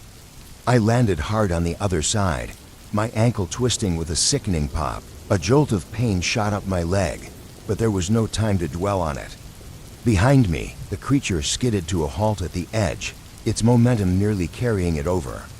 For a moment, it teetered, claws scrambling for purchase on the loose soil. Our eyes met, and in that instant, I saw something unexpected fear. Then, the ground beneath it gave way. The creature plummeted into the ravine below, its scream of rage morphing into one of terror as it fell. The sound echoed off the rocks before it was abruptly silenced. I limped to the edge, my heart pounding, and looked down. The creature lay motionless among the jagged rocks, its body twisted at unnatural angles. I couldn't tell if it was dead, but it wasn't getting up anytime soon. Exhausted and in pain, I turned back toward the station, using the trees for support. Every step was agony, but adrenaline kept me moving. As I emerged from the forest, I saw a team of rangers and emergency personnel waiting. Relief washed over me, and my legs finally gave out. "Thad, over here," someone called. I collapsed to the ground, the world spinning around me. Medics rushed over, checking my injuries and bombarding me with questions. My supervisor, Mark, knelt beside me, his face etched with concern. "What happened out there?" he asked urgently. "There's something in the ravine, about 2 miles east," I managed between labored breaths. "It attacked some hikers. They're gone." Mark exchanged glances with the others, his expression unreadable. "We'll send a team to investigate," he said. "Right now, let's get you taken care of." As they loaded me into an ambulance, I couldn't stop wondering what they would find or if they would find anything at all. The forest had kept its secrets for millennia. Who was I to think I could uncover them in a single day? A few days later, I returned to the station. My ankle was wrapped, my arm in a sling from scratches I'd sustained. The official report listed the incident as a bear attack, but I knew better. When I pressed the higher-ups about what they'd found in the ravine, they gave me the usual bureaucratic runaround. "Let it go, Thad," Mark advised one evening as we closed up the office. "Sometimes it's better not to dig too deep." I wanted to argue, to demand answers, but the look in his eyes stopped me. There was something there, fear, maybe, or resignation. He knew more than he was letting on, but for reasons I couldn't fathom, he wouldn't or couldn't share it. I decided to take his advice, at least for now. Fighting management was like trying to teach a pig to sing. It wasted my time and annoyed the pig. That night, as I was leaving the station, I found a note slipped under the door. The paper was old and yellowed, the handwriting shaky, but legible. It read, "Be careful in the woods. Not everything is as it seems. The old ones are waking." I chuckled, though it was a hollow sound. "No kidding," I muttered, pocketing the note. I glanced around, half expecting to see someone watching from the shadows, but the parking lot was empty save for my beat-up truck. As I drove home, the words from the note echoed in my mind. "The old ones are waking." What did that mean? And who had left the message? A sinking feeling settled in my stomach. My encounter in the woods felt like the beginning of something far larger and more terrifying than I could comprehend. The next morning, despite my injuries and the lingering fear, I was back on patrol. As I walked the familiar trails, I kept my senses sharp, but the forest seemed normal again. Birds sang, leaves rustled in the breeze. It was as if the horrors of a few days ago had never happened, like a bad dream. About an hour into my patrol, Dave, another ranger, caught up with me. "Heard you had quite the adventure," he said with a grin that didn't quite reach his eyes. "You could say that," I replied, unsure how much he knew. "Think about taking some time off?" He asked, his tone casual, though his eyes searched my face. I shook my head. "Nah, the trees would miss me too much." He laughed, but it sounded forced. "You're a glutton for punishment, Thad." "Better than a desk job," I shot back, trying to keep things light. We continued down the trail, sunlight filtering through the canopy above. Life went on, as it tends to do, but I couldn't shake the feeling that the forest held more secrets than I would ever know. As we reached a fork in the trail, Dave turned to me, his expression suddenly serious. "You sure you want to keep doing this, Thad? After what happened?" I hesitated. The memory of the creature, its inhuman eyes, razor-sharp claws, and snarling maw flashed through my mind. But beneath the fear, there was something else: curiosity. A burning need to understand what was really going on in these woods. "I have a knack for finding trouble," I said finally, managing a wry smile. "Might as well put it to good use." Dave studied me for a long moment, then nodded. "All right, then. Adventure awaits." We headed down the path, the possibilities of the day stretching before us. Yet, as we walked, I couldn't shake the feeling of being watched. The forest seemed to close in around us, shadows deepening despite the bright afternoon sun. "Dave," I said quietly, not wanting to alarm him, "does anything feel off to you?" He glanced at me, his grin gone. "Yeah," he murmured. "It does." Dave's brow furrowed. "What do you mean?" he asked, his voice low and cautious. I was about to explain when a sharp crack of twigs snapping echoed from somewhere to our left. We both froze, our eyes scanning the dense underbrush. For a moment, the forest was utterly still, as if it too was holding its breath. Then, without warning, a figure burst through the trees. It was a man, or what was left of one. His clothes hung in tatters, his pale, mottled skin streaked with dark bruises. But it was his eyes that froze me in place. They were entirely black, no whites, no iris, just pools of inky darkness. "Help me," he rasped, stumbling toward us with jerky, unnatural movements, as if his body wasn't fully under his control. Dave instinctively took a step back, his hand moving to the radio on his belt. But before he could call for help, the man lunged at him with inhuman speed. I reacted on pure instinct, tackling the figure to the ground.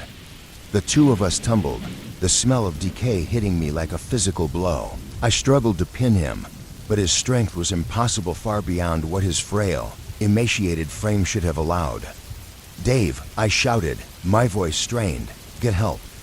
But Dave stood frozen, his face pale and his eyes wide with terror. The man, if he could still be called that, thrashed beneath me, his mouth opening unnaturally wide to reveal rows of jagged, sharpened teeth. Just as I felt my grip slipping, a gunshot rang out. The man's body went limp, and a dark, viscous fluid seeped from a hole in his head. I scrambled backward, my heart pounding so hard it felt like it would burst. Dave stood there, his service weapon in hand, shaking violently. What the hell was that?" he whispered, his voice trembling. I shook my head, unable to speak. The body on the ground was already starting to decompose at an alarming rate. Flesh melted away like wax under a flame, exposing bone beneath. We need to report this," Dave stammered, fumbling for his radio again. Before he could call, a strange, low hum filled the air. It was a pulsing sound, deep and resonant, that seemed to emanate from everywhere and nowhere at once. The air shimmered around us, distorting like heat waves on asphalt. "Dave," I said, a note of urgency creeping into my voice. "We need to leave. Now." He nodded, and we turned to run, but the forest around us had changed. The once familiar paths twisted into a labyrinth of shifting shadows and gnarled roots. The trees themselves seemed alive, closing in as if to trap us. Branches whipped at our faces, and roots caught at our feet, trying to trip us. The hum grew louder, drowning out the sound of our labored breaths and pounding footsteps. Then the ground gave way beneath us. We tumbled down a steep incline, rolling over rocks and through underbrush, until we finally came to a stop in a clearing. I groaned, battered and bruised, as I pushed myself up. Dave was beside me, clutching his arm where a jagged tear in his sleeve revealed bloodied skin. The clearing was unlike anything I'd seen in the park before. A towering cabin stood near the edge of a small creek. It was weathered and ancient, the wood blackened with age and covered in moss. Despite its appearance, there was something unnatural about it. The air around the cabin was heavy, charged with a presence I couldn't quite explain. "What is this place?" Dave whispered, his voice barely audible. "I don't know," I replied, but my gut told me we shouldn't be there. The hum that had pursued us began to fade, replaced by an oppressive silence. It wasn't just the absence of sound, it was a void, an emptiness that felt alive. I gestured for Dave to follow me as I limped toward the cabin. The pain in my ankle was excruciating, but fear outweighed the discomfort. The door creaked open with an unsettling ease, revealing a dark interior illuminated only by faint shafts of moonlight streaming through broken windows. Dust hung in the air, thick and undisturbed, but the room didn't feel abandoned. There was something here watching. We stepped inside cautiously. The floor creaked under our weight, the sound impossibly loud in the stillness. The walls were lined with shelves holding strange objects, bottles filled with murky liquids, carved wooden idols, and bundles of dried herbs that gave off a faint, acrid scent. In the center of the room was a table, and on it lay an open book, its pages covered in strange symbols I couldn't decipher. "What is this?" Dave muttered, reaching for the book. "Don't touch it," I hissed, grabbing his arm.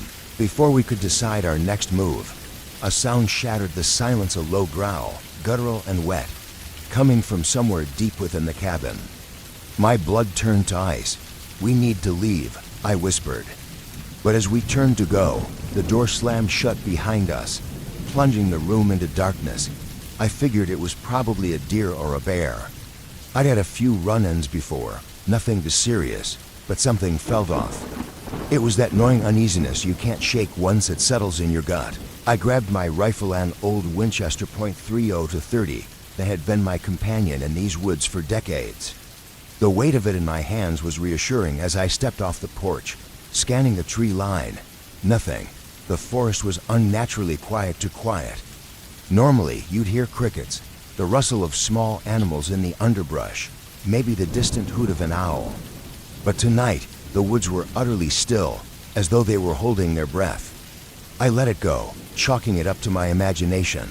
Living out here, you hear things all the time. Sometimes your mind plays tricks on you. I went back inside, thinking the night was over. But just as I closed the door, there it was again, this time closer. I hesitated, my heart thudding against my ribs, and listened to the stillness settle over the woods. The sound wasn't moving away, it was getting nearer. I turned off the lights inside and peered out the window. The forest was dense, shadows crowding the spaces between trees, and without a clear line of sight, I couldn't see much. But I could feel something. Something was out there, watching. I'm not one to spook easily, not after years living in isolation. I've seen wolves stalk prey through these woods and heard coyotes howl under the moon. But this was different. The silence was unnatural, the air charged with tension that made the hair on the back of my neck stand up. I stepped back onto the porch, gripping the rifle tightly. "Who's out there?" I called, my voice sounding strange in the stillness, too loud, too human. Silence, the kind that stretches too long. Then, movement. At first, I thought my eyes were playing tricks on me. A tall, gaunt figure stood at the edge of the clearing, half shrouded by shadows.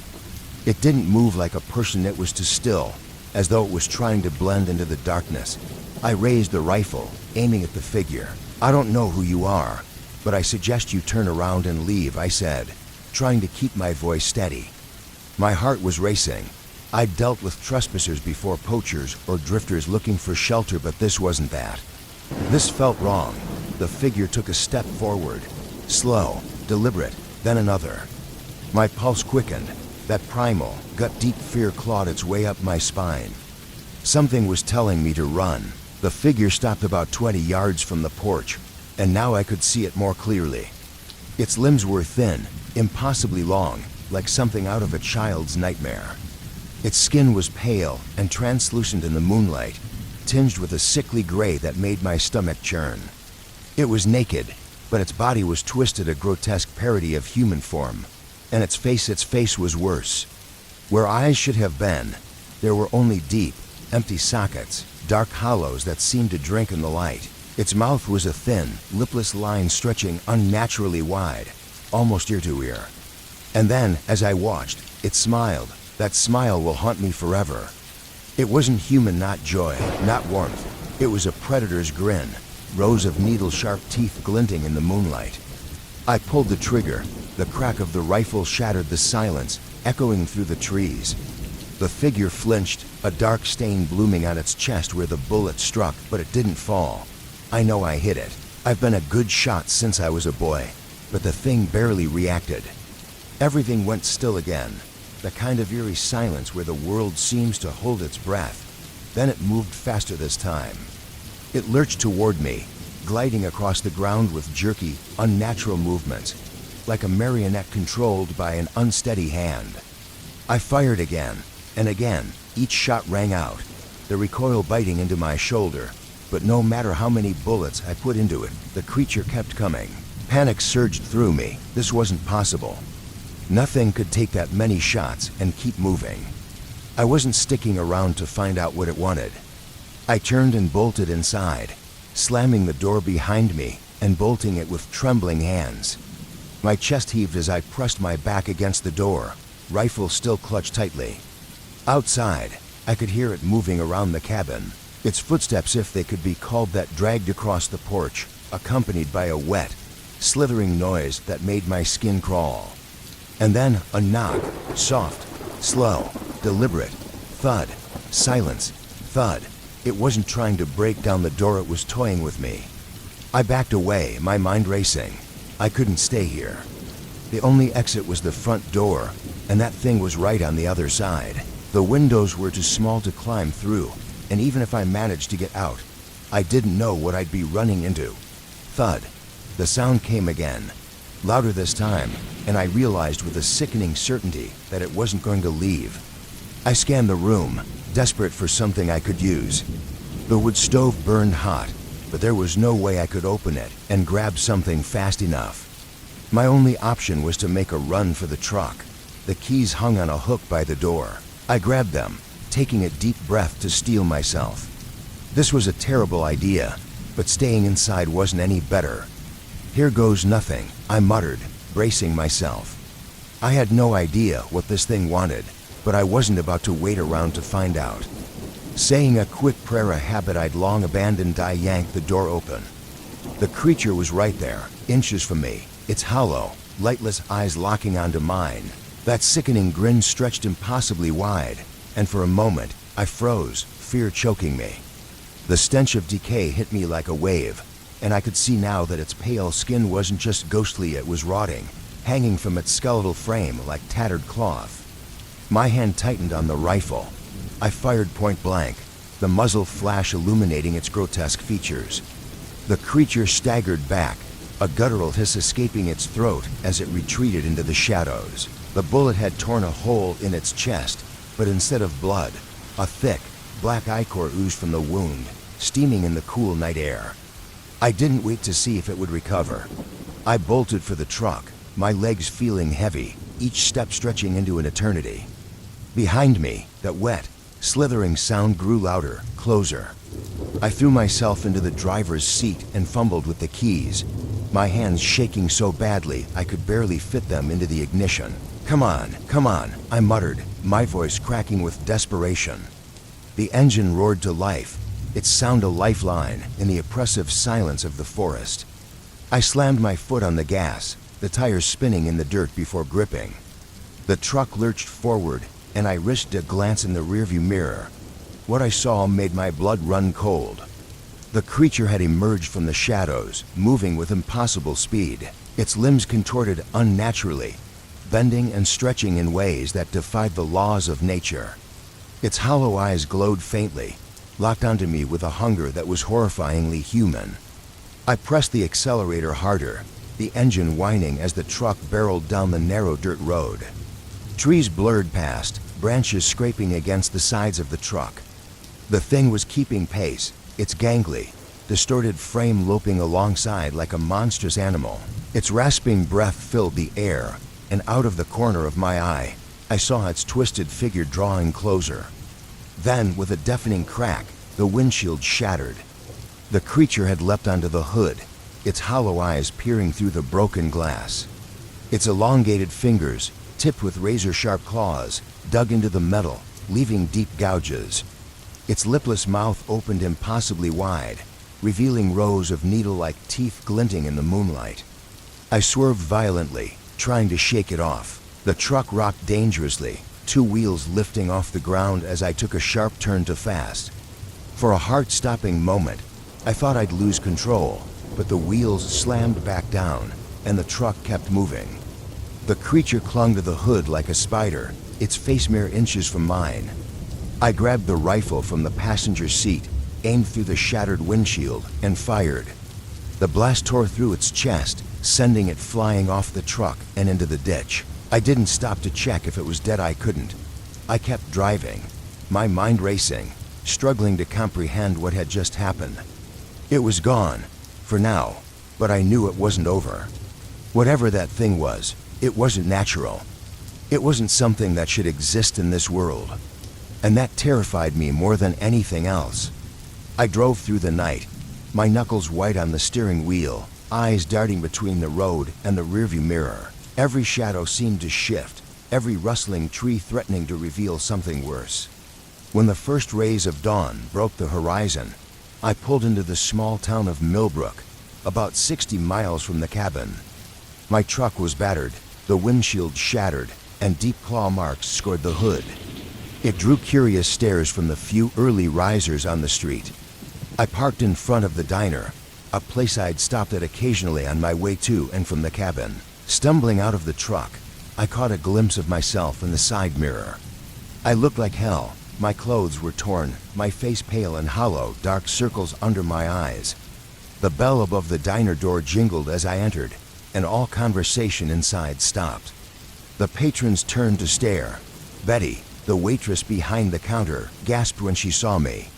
She was a kind woman in her 50s, and I'd known her for years. "Robert, my God, what happened to you?" she exclaimed, rushing around the counter to guide me to a seat. I opened my mouth to explain, but stopped. Where could I even begin? How could I describe what I'd seen? Who would believe me? I settled on a half-truth. "Had a bit of trouble up at the cabin," I muttered. "Some kind of animal attack." Her eyes widened. "An animal did that to your truck?" "Must have been one hell of a bear." I nodded, not trusting myself to say more. "Could I use your phone?" I asked. "Need to call the sheriff." She pointed me toward the pay phone in the corner. I dialed with trembling fingers, the familiar crackle of the line a strange comfort. Sheriff Tom Hawkins answered on the second ring, his gruff voice steady and reassuring. "Tom, it's Robert Jensen," I said, my voice shaking. "I need your help, Tom. Something happened up at my cabin," I said, my voice trembling. Something in my tone must have tipped him off because Tom's usual casual demeanor disappeared. "Robert, are you all right? Where are you?" "I'm at Betty's diner in Millbrook," I said. "Tom, I don't know how to explain what happened." "You need to see it for yourself. Stay there," he said firmly. "I'm on my way." As I waited, Betty brought me a steaming cup of coffee and a plate of eggs and toast. I hadn't realized how hungry I was until the food was in front of me. Mechanically, I ate, my mind spinning as I replayed the events of the night over and over. The other patrons in the diner kept glancing at me, their expressions a mix of curiosity and concern. About 40 minutes later, Tom's cruiser pulled up beside my battered truck. He stepped out and walked into the diner, his face etched with concern. "Jesus, Robert," he said as he saw me. "You look like you've been through hell." I nodded, feeling a lump rise in my throat. "That's not far from the truth, Tom." He slid onto the stool next to me and waved off Betty's offer of coffee. "Tell me what happened." "Start from the beginning." I took a deep breath and told him everything: the strange noises, the unnatural silence, the creature I had encountered. As I spoke, I watched his expression shift. At first, there was disbelief, but it slowly morphed into concern, then to a kind of guarded fear. When I finished, he was quiet for a long time, rubbing a hand over his face. "Robert, I've known you for years. You're not the kind of guy who spins tall tales or lets his imagination run wild. But what you're describing, it's hard to believe." "I know, Tom," I replied. "If I hadn't seen it with my own eyes, I wouldn't believe it either. But it was real, and it's still out there." Tom leaned in closer, his voice lowering. "Have you heard about the disappearances?" A chill ran down my spine. "Disappearances? Over the past few months, 3 hikers have gone missing in the national forest," he said, his voice grave. "We sent out search parties. Nothing. It's like they vanished into thin air." The implications hit me like a punch to the gut. "You think it's connected to that thing?" He didn't answer right away. "I don't know," he admitted. "But we need to find out. We need to go back up there," I said, my voice barely above a whisper. "We need to stop it." Tom shook his head. "Not yet. You're in no condition to go anywhere. And if what you're saying is true, we're going to need more than just the 2 of us." He was right, of course. Exhaustion had caught up with me, and the adrenaline that had kept me going through the night had worn off, leaving me drained and shaky. "Here's what we'll do," Tom said, his tone taking on the no-nonsense authority he was known for. "You're going to get some rest. I'll put you up at the motel down the street. Meanwhile, I'll make some calls. I've got a friend in the state police who might be able to help. Tomorrow we'll head up to your cabin with backup." I wanted to argue, but I knew he was right. Whatever that thing was, it wasn't going anywhere, and we'd need to be prepared. Tom drove me to the motel in his cruiser, leaving my truck at the diner for the local mechanic to look over. As he pulled up to the motel, he turned to me, his expression serious. "Robert, I need you to promise me something. Don't talk about this to anyone else. The last thing we need is a panic on our hands, and be careful. Lock your door.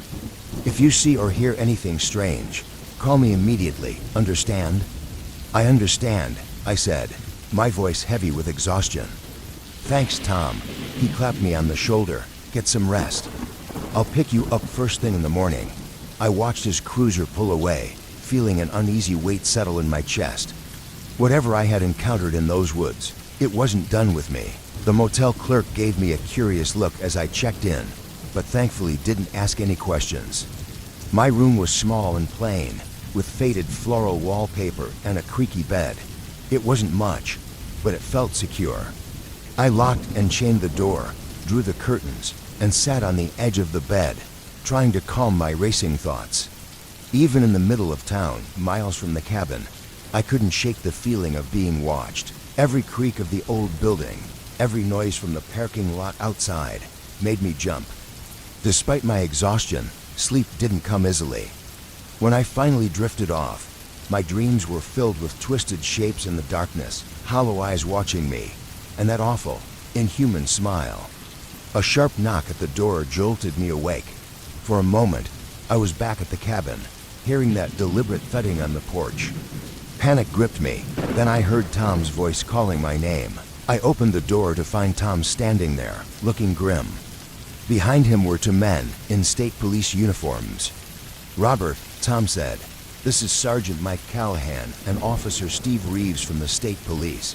The 2 officers nodded, their expressions a mix of skepticism and concern. I couldn't blame them. If I were in their shoes, I wouldn't believe me either. "I'd probably think this was a wild goose chase too," I admitted, trying to steady my voice. Tom gave me a long, measured look. "We're ready to head up to your cabin whenever you are," he said. "Are you sure you're up for this?" I nodded, trying to ignore the knot of fear twisting in my stomach. "I have to know, Tom. I can't just let this go." The drive back to my cabin was tense. I sat in the back of Tom's cruiser, the state police vehicle following close behind. With every mile, the shadows in the trees seemed deeper, every bend in the road more ominous. By the time we reached Pine Creek, my anxiety had built to a fever pitch. When we pulled into the clearing, everything looked normal at first glance. The cabin stood where I'd left it, the quiet surrounding it almost mocking. But there was a heavy, oppressive feeling in the air, a wrongness that made my skin crawl. Tom rested a hand on his holstered gun as he spoke. "All right, we'll do a sweep of the area. Robert, you stay close to me. Mike, Steve checked the perimeter." I followed Tom toward the cabin, my breath catching when I saw the porch. The door hung open, swaying slightly in the breeze, and deep gouges scarred the wooden planks where the creature had walked. Inside, the cabin was a mess. Furniture was overturned, and my belongings lay scattered where I'd knocked them over during my frantic escape. But the worst part was the marks long, parallel scratches carved into the walls and floor. No animal I'd ever encountered could have made those. What the hell could have done this? Officer Reeves muttered, running his fingers over one of the marks. Before I could respond, Sergeant Callahan's voice called out from the edge of the clearing. "Sheriff, you need to see this." We hurried outside to find Callahan standing just at the tree line. As I approached, I saw what had caught his attention. The underbrush was trampled, the trees scarred with more of those strange claw marks. A trail of black, oily substance snaked away into the woods, the same ichor I'd seen oozing from the creature's wounds. "It leads off that way," Callahan said, his voice tight. "Whatever did this, it's big." Tom turned to me, his expression grim. "Robert, I think it's time you told them everything. They need to know what we might be dealing with." So, for the third time, I recounted my terrifying encounter. As I spoke, I saw disbelief flicker in the officers' faces, only to be replaced by grim understanding. By the time I finished, the sun had dipped low in the sky, and long shadows stretched through the trees. "We should head back," Officer Reeves said, glancing nervously at the darkening woods. "Whatever this thing is, I don't want to be out here after dark." We started to turn back when a sound stopped us cold. "Help, is anyone there? Please, help me." The voice was faint at first, carried on the wind, but it grew louder, clearer. It was coming from deep within the woods. We exchanged uneasy glances. It was a man's voice, desperate and tinged with fear. "We can't ignore that," Tom said, his face set with grim determination. Someone could be in real trouble. Every instinct I had screamed at me to leave. But I couldn't, not when there was a chance someone needed help. And deep down, I knew I needed answers. We ventured into the forest, the voice guiding us deeper. The trees closed in around us, their skeletal branches blotting out the fading light. The air grew colder, heavy with the scent of damp earth and decay. "Help, over here," the voice called again, closer now. But there was something off about it, a quality I couldn't quite put my finger on. We moved in formation, Tom and I in the center, with Callahan taking point and Reeves covering the rear. Our footsteps sounded unnaturally loud in the oppressive silence. No birds, no rustling leaves, just us and that haunting voice. "I've got a bad feeling about this," Reeves muttered. I couldn't have agreed more. Pushing through a dense thicket, we emerged into a small clearing. The voice had stopped. In the center of the clearing stood an ancient, gnarled tree, its bare branches clawing at the darkening sky. The air was thick with an unnatural stillness. "Hello," Tom called out, his voice echoing eerily. "We're here to help. Where are you?" Silence. Callahan moved toward the tree, his flashlight cutting through the growing darkness. Suddenly, he stopped, the beam fixed on something at the base of the tree. "Oh, Jesus," he breathed. We rushed to his side, and my stomach lurched at what I saw. Propped against the trunk was a man, or what was left of one. His skin was stretched tight over his bones, pale and mottled with decay. His eyes were sunken, lifeless pits, but it was his chest that drew our horrified gaze. It had been torn open, ribs splayed outward like a grotesque flower. The cavity within was empty, hollowed out completely. Reeves stumbled back, his face pale. What could have done this? Before anyone could answer, the voice came again, louder, sharper, and impossibly close. "Help me!" I turned, my blood running cold. The voice hadn't come from the woods this time. It had come from the dead man at the base of the tree. "It's Jim Hawkins," Tom said, his voice barely above a whisper. The name hit me like a punch to the gut. Jim Hawkins had been missing for 3 weeks. Yet here he was, or what was left of him. As the shock of the gruesome discovery began to settle, another realization struck me. Despite being missing for weeks, the body showed no signs of decay. It looked fresh, as if he'd died only hours ago. Before any of us could comment, a twig snapped in the darkness beyond the clearing. We whirled toward the sound, weapons raised. "Who's there?"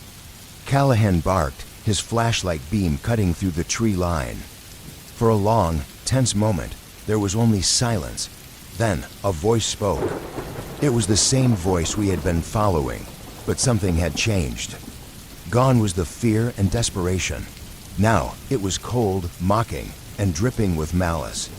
"You came," it hissed, the words slow and deliberate, "just as I knew you would." From the shadows, a figure emerged, and my blood turned to ice. It was the creature from my cabin. Its gaunt, elongated form was unmistakable. But now, under the harsh beam of Callahan's flashlight, I could see details I hadn't noticed before. Its pale, translucent skin pulsed faintly with a bioluminescent glow, and black, oily veins crisscrossed its body like some grotesque network. Its face was a nightmare, a too wide mouth stretched unnaturally across its elongated head, filled with needle-sharp teeth. "What in God's name?" Reeves gasped, his voice trembling. The creature's head snapped toward him, its empty sockets somehow focusing on the young officer. Then it spoke, its voice a rasping, guttural chuckle. "God," it said. "God has no dominion here." In a blur of motion, too fast to follow, the creature lunged at Reeves. His scream was cut short as its claws tore into him, and blood sprayed across the clearing. The rest of us opened fire, the deafening crack of gunshots shattering the silence. Bullets tore into the creature's flesh, spraying black ichor, but it didn't slow down. If anything, it seemed more enraged. It turned from Reeves' lifeless body, its grotesque form twisting and elongating. Its limbs bent at impossible angles, and its movements became more erratic, like a marionette controlled by a sadistic puppeteer. "Run," Tom shouted, emptying his clip into the monstrosity. We didn't need to be told twice. We turned and bolted into the forest, the creature's inhuman laughter echoing behind us. Branches whipped at my face, roots seemed to grab at my feet, and that horrible wet, slithering sound grew closer with every step. Suddenly, Callahan cried out. I turned to see him fall, his leg caught in a tangle of roots. Tom and I skidded to a stop, rushing back to help him. But as we reached for him, the darkness behind Callahan seemed to move. The creature emerged from the shadows like a living nightmare. Its elongated arms wrapped around Callahan, lifting him off the ground. His scream of terror turned into a wet gurgle as those needle-like teeth sank into his throat. "Tom, we can't help him," I shouted, pulling at his arm. Tom hesitated, but the sight of the creature feasting on Callahan was too much. "We have to go." He yelled, and we ran, the sounds of the creature feeding burning into my memory. We burst out of the tree line near the cabin, gasping for breath. The truck was just ahead, our last hope of escape. But as we neared it, a chilling laugh froze us in our tracks. The creature stood between us and the vehicle. Blood dripped from its maw, and its shifting form seemed to shimmer in the dim light. "Did you think you could escape?" It hissed, its voice a symphony of whispers and hisses. "This forest is mine. You are mine." It stepped closer, and I realized with horrifying clarity that this wasn't a mere animal. This was something ancient, something that didn't belong in our world. We had stumbled into its hunting ground. Tom and I backed against the truck, weapons raised, though we both knew our guns were useless. "What are you?" I found myself asking, my voice barely audible. The creature tilted its head, an unsettlingly human gesture. Its terrible grin widened. "I am hunger," it said, its voice like wind rustling through dead leaves. "I am the darkness that lurks in the corners of your world. I am what you fear when you look into the shadows." It took another step forward, its form flickering as though it couldn't decide what shape to take. "For centuries, I slept beneath the earth, forgotten by your kind. But now I am awake, and I am hungry."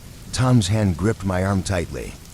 "Robert," he said, his voice trembling but firm, "when I say run, you run. Don't look back.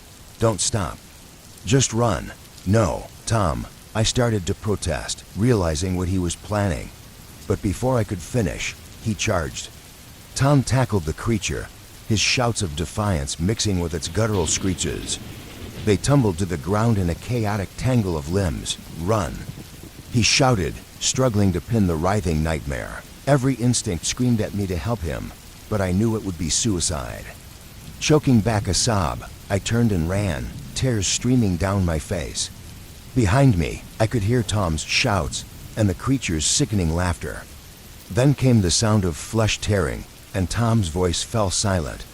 I ran blindly through the woods, branches tearing at my clothes, roots threatening to trip me at every step. I had no idea where I was going. All I knew was that I had to get as far away as possible. Tom was gone, and I was alone. I had no plan, no thought beyond the primal need to get away. The forest seemed alive, closing in around me, its shadows reaching out like claws. I don't know how long I ran, minutes, hours. Time lost meaning in the oppressive darkness. Eventually, my legs gave out, and I collapsed against a tree, gasping for breath. As I sat there, trembling, I realized I recognized my surroundings. Somehow, in my blind panic, I had run in a circle. I was back near the cabin, not far from where I had left Tom. Guilt and fear warred within me. I couldn't just leave Tom behind, not if there was even a chance he was alive. But going back meant facing that thing again. Could I do it? Did I have the courage? As I wrestled with my thoughts, a sound broke through the oppressive silence.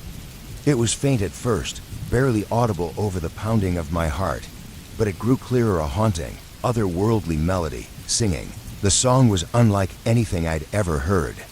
It seemed to come from everywhere and nowhere, filling the air with eerie beauty. Against every instinct screaming at me to run, I found myself drawn toward it. I crept through the trees, moving as quietly as I could. As I approached the edge of the clearing, I saw something that froze my blood. The creature stood in the center of the clearing, its grotesque form now more humanoid than before. In its elongated arms, it cradled Tom's limp body, and it was singing. The melody was alien, the words shifting and twisting as though defying comprehension. Yet the effect was undeniable. As I watched, horrified, Tom's body began to change. His skin turned pale and translucent, his limbs elongating and twisting unnaturally. His chest cavity opened with a sickening crack, ribs splaying outward like grotesque petals. Tendrils of black, oily substance flowed from the creature and into Tom's body. Dawning horror gripped me as I realized what I was witnessing. This wasn't just killing. This was transformation. This was reproduction. Tom's eyes snapped open, but they weren't his anymore. They were hollow, empty sockets, just like the creature's. A scream built in my throat, threatening to burst out, but I clamped a hand over my mouth, biting down hard enough to taste blood. I couldn't let them know I was there. I couldn't end up like Tom. The creature's song swelled to a crescendo, and with one final, horrific twist, the transformation was complete. Where Tom had been, there now stood another creature, smaller, newer, but no less monstrous. The original creature turned its head, its hollow eyes locking onto mine in the darkness, its terrible grin stretched wider. "Welcome, little one," it said, its voice a chorus of whispers. "The forest has been lonely, but now we will never be alone again." The two creatures began to advance, and I knew this was the end. This was how it happened to those missing hikers. This was how it would happen to me. But then, a new sound broke through the night, a sound that didn't belong in the forest. Sirens. The wailing of approaching sirens seemed to confuse the creatures. They paused, their elongated heads tilting in unison, as if listening. It was the opening I needed. I turned and ran, every muscle screaming in protest. My lungs burned, my legs felt like lead, but I pushed forward, the sound of the sirens pulling me like a lifeline. Behind me, I could hear the creatures giving chase, their wet, slithering movements closing in.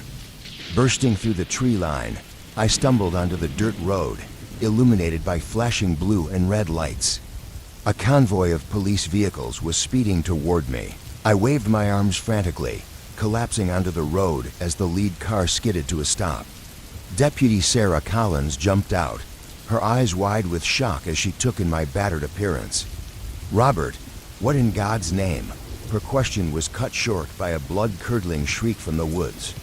I turned to see the creatures emerge from the shadows, their forms rippling and shifting grotesquely in the headlights. "Open fire," Sarah yelled, drawing her weapon. The night erupted in gunfire as the officers unloaded round after round into the advancing creatures. But as before, the bullets seemed to have little effect. The creatures moved with jerky, unnatural speed, closing the distance in moments. The smaller creature, the one that had been Tom, lunged at an officer, its claws tearing through his vest like paper. Blood sprayed across the side of a cruiser as the officer's scream was abruptly silenced. Chaos erupted. Officers shouted orders, their voices tinged with panic, as the creatures tore through their ranks. These were men and women who had faced armed criminals, who had seen humanity at its worst. But nothing could have prepared them for this. In the chaos, I felt a hand grab my arm. It was Sarah. Her face was pale, but her eyes were sharp with determination. "We need to go, now," she yelled over the cacophony. She dragged me to her cruiser, shoving me into the passenger seat before jumping in herself. The engine roared as she threw the car into reverse, the tires kicking up dirt and gravel. As we sped away, I caught a glimpse of the carnage in the rearview mirror. The creatures were methodical, ripping through the officers like wolves in a sheep pen. Tears blurred my vision as the sounds of gunfire and screams faded behind us. I had no idea how we were going to stop these things. I only knew that we had to try. Their inhuman strength and speed were far beyond what we were prepared to face. As Sarah floored the accelerator, gravel sprayed behind us, and we sped away from the carnage. In the side mirror, I caught one last glimpse of the creatures. They stood motionless, watching us leave, making no move to pursue. They didn't need to, they had claimed this territory. As the truck tore down the winding mountain road, Sarah's knuckles whitened on the steering wheel. I stared out at the passing trees, my mind a whirlwind of horror and grief. "Robert," Sarah said, her voice trembling but resolute, "I need you to tell me everything. From the beginning." So, once again, I recounted the nightmare. I told her about the noises in the woods, the creature at my cabin, the ill-fated expedition, and Tom's sacrifice. Her face hardened as I spoke, grief and anger battling in her eyes. When I finished, the silence in the truck was suffocating. The adrenaline that had kept me going was fading, replaced by a hollow exhaustion. The weight of all we had seen and lost pressed down on me like a shroud. "We can't let this stand," Sarah said, breaking the silence. Her voice was low, steady, and filled with resolve. "Whatever those things are, they killed our people. They killed Tom. We're going to stop them." I nodded, grim determination replacing my fear. She was right. We couldn't run away and pretend this hadn't happened. Those creatures were still out there, still hunting, and they wouldn't stop. As we approached the edge of town, emergency vehicles raced past us in the opposite direction, heading toward the mountain. My stomach twisted. They didn't know what they were driving into. No amount of conventional firepower could stop those things. "We need help," I said, my voice hoarse. "Professional help. People who deal with things that aren't supposed to exist." Sarah glanced at me, understanding dawning in her expression. "I've heard rumors," she said cautiously, "about government agencies that handle unusual cases, supernatural cases. I always thought they were just stories, but after what we've seen..." She trailed off, but the implication was clear. We pulled into the sheriff's station just as the first rays of dawn lit the sky. I stepped out of the truck, the exhaustion and trauma of the night weighing me down. The world around me felt different, changed. Sarah wasted no time. She began making calls, reaching out to contacts, and calling in every favor she could. I stood by the window, staring out toward the mountains. Somewhere out there, in the deep, dark woods, those creatures were waiting, watching, and I knew, with a chilling certainty, that this was only the beginning. A cabin in the snow. I thought I was going to have a quiet winter. The kind that let me disappear from the world for a while. Just me and my wife, Megan, in our small cabin near the edge of Bridger Teton National Forest in Wyoming. We had bought the cabin years ago, a retreat from the chaos of my job as a park ranger. Tucked deep into the woods, it was so remote you had to navigate a narrow, overgrown trail just to reach it. There was no cell service, and in the winter, the landline often went down during storms. That isolation was exactly what I wanted. The cabin wasn't fancy to small rooms, a wood stove that kept the chill at bay, and a pantry stocked with enough supplies to last us until the spring thaw. Life was simple there. Megan and I spent our evenings playing cards or reading by candlelight. Occasionally, I would patrol the area, keeping an eye out for anything unusual. It was a life that suited me after years of dealing with tourists and hikers. Megan was my rock during those years, always level-headed and prepared. She had been through tough times before, but nothing could have prepared either of us for what was coming. As December settled in, the days grew shorter, and the nights stretched long. The forest seemed to close in around us, the trees groaning under the weight of snow and ice. I found myself staring out the window more often, watching the shadows play across the white landscape. Sometimes I thought I saw movement at the edge of my vision, but when I looked directly, there was nothing. Megan noticed my unease. "You're jumpier than usual, Tom," she said one evening as we sat by the fire. "Is everything all right?" I forced a smile. "Just the winter getting to me," I said.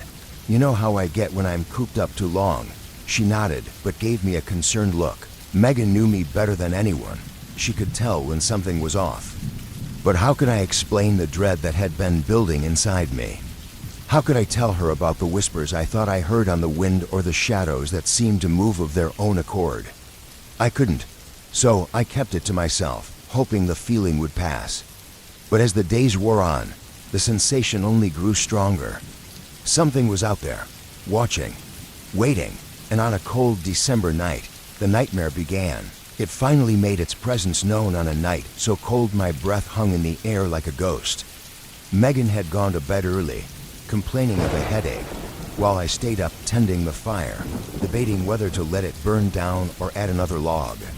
Outside, the wind howled like a wounded animal, rattling the windows and seeping through the cracks, sending icy drafts skittering across the floor.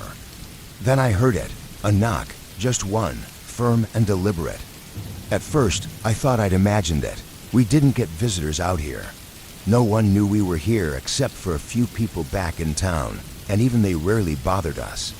My first thought was that it might have been an animal brushing against the cabin. Elk sometimes wandered close, and once, we'd even had a bear sniffing around.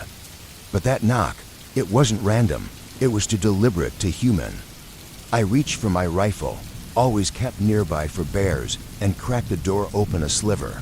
Bitter wind rushed in, carrying a flurry of snowflakes, and a scent I couldn't quite place, earthy and musty, like wet leaves and decay. There was no one there.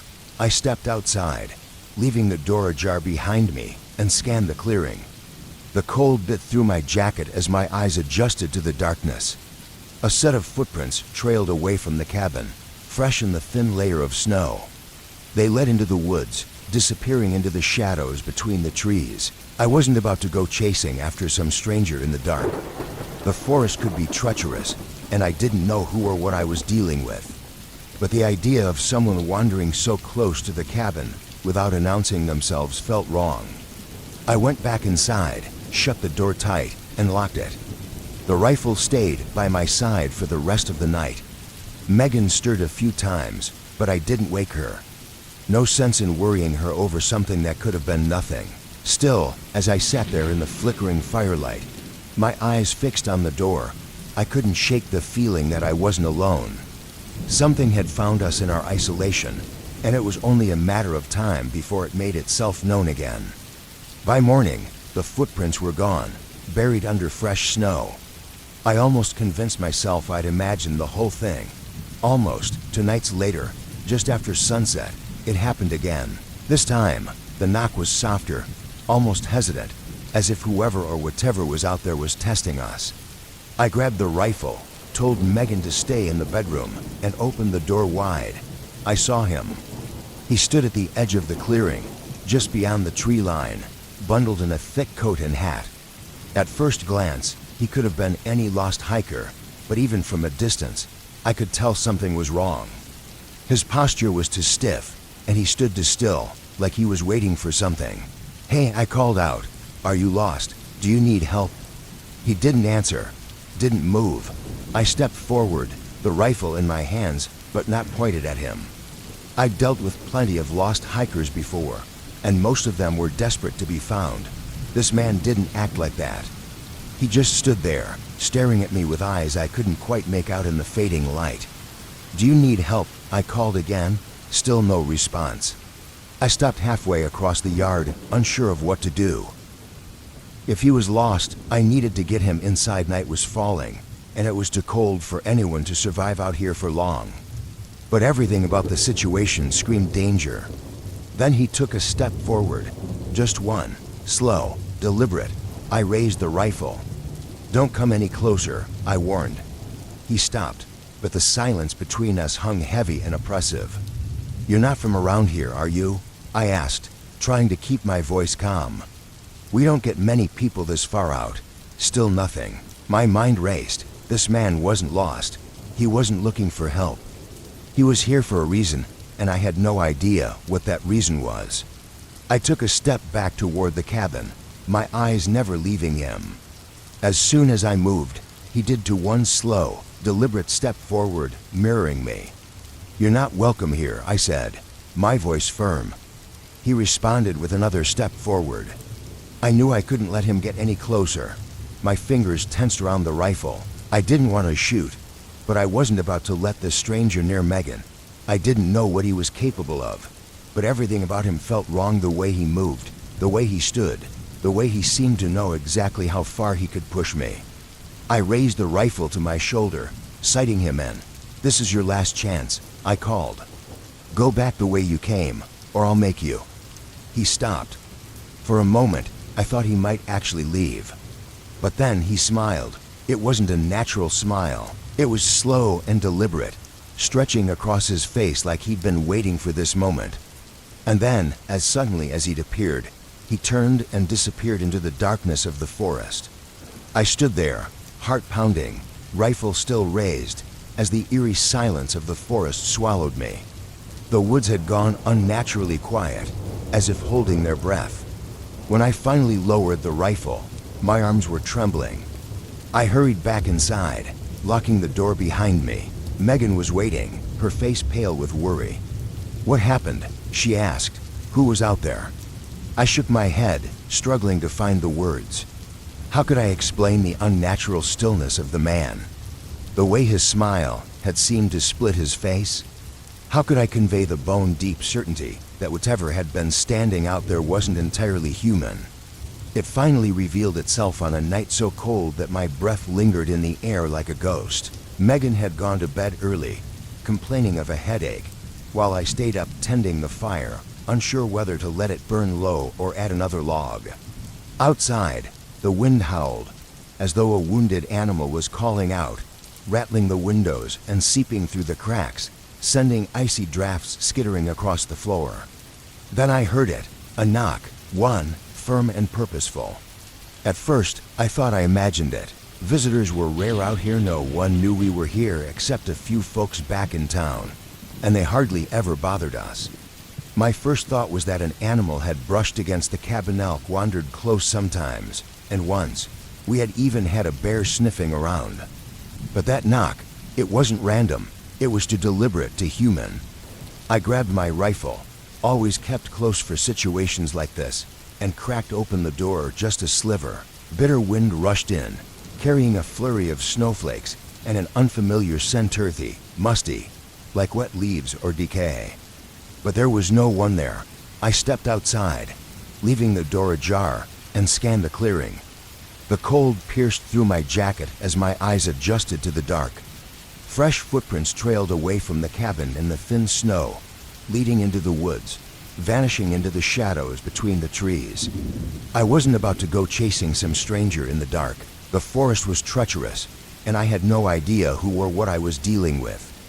But the idea of someone wandering so close to the cabin without a word didn't sit right with me. I went back inside, shut the door, and locked it. The rifle stayed by my side for the rest of the night. Megan stirred a few times, but I didn't wake her. No sense in worrying her over something that could have been nothing. Still, as I sat there in the flickering firelight, my eyes fixed on the door, I couldn't shake the feeling that I wasn't alone. Something had found us in our isolation, and I knew it was only a matter of time before it revealed itself again. By morning, the footprints had vanished, buried under fresh snow. I almost convinced myself I'd imagined it all. Almost. 2 nights later, just after sunset, it happened again. This time, the knock was softer, almost hesitant, as if whoever or whatever was out there was testing us. I grabbed the rifle, told Megan to stay in the bedroom, and opened the door wide. And there he was. He stood at the edge of the clearing, just beyond the tree line, bundled in a thick coat and hat. At first glance, he could have been any lost hiker, but even from a distance, something felt off. His posture was too rigid, and he stood unnervingly still, as if waiting for something. "Hey," I called out. "Are you lost? Do you need help?" He didn't respond, didn't move. I stepped forward, rifle in hand, but not aimed at him. I'd dealt with lost hikers before, and most of them were eager for help. This man didn't seem to be. He just stood there, staring at me, his eyes too hard to make out in the fading light. "Do you need help?" I called again. No answer. I stopped halfway across the yard, unsure of what to do. If he was lost, I needed to get him inside. Night was falling, and the cold would be too much for anyone to survive out here. But everything about the situation screamed danger. Then he moved. Just one step, slow, deliberate. I raised the rifle. "Don't come any closer," I warned. He stopped, but the silence between us felt heavy, almost suffocating. "You're not from around here, are you?" I asked, trying to keep my voice steady. "We don't get many people this far out." Still, no response. My mind raced. This man wasn't lost. He wasn't asking for help. He was here for a reason, and I had no idea what that reason was. I took a step back toward the cabin, keeping my eyes locked on him. As soon as I moved, he did, to one slow, deliberate step forward, mirroring me. "You're not welcome here," I said, my voice firm. He took another step forward. I couldn't let him get any closer. My fingers tightened around the rifle.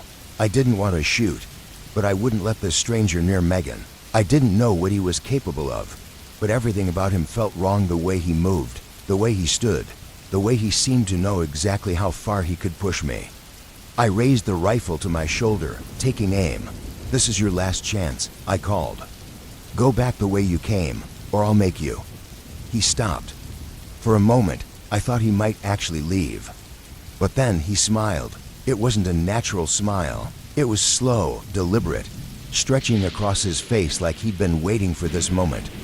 And then, as suddenly as he had appeared, he turned and disappeared into the forest's darkness. I stood there, heart pounding, rifle still raised, as the eerie silence of the woods closed in around me. The forest had gone unnervingly quiet, as if it were holding its breath. When I finally lowered the rifle, my arms were shaking.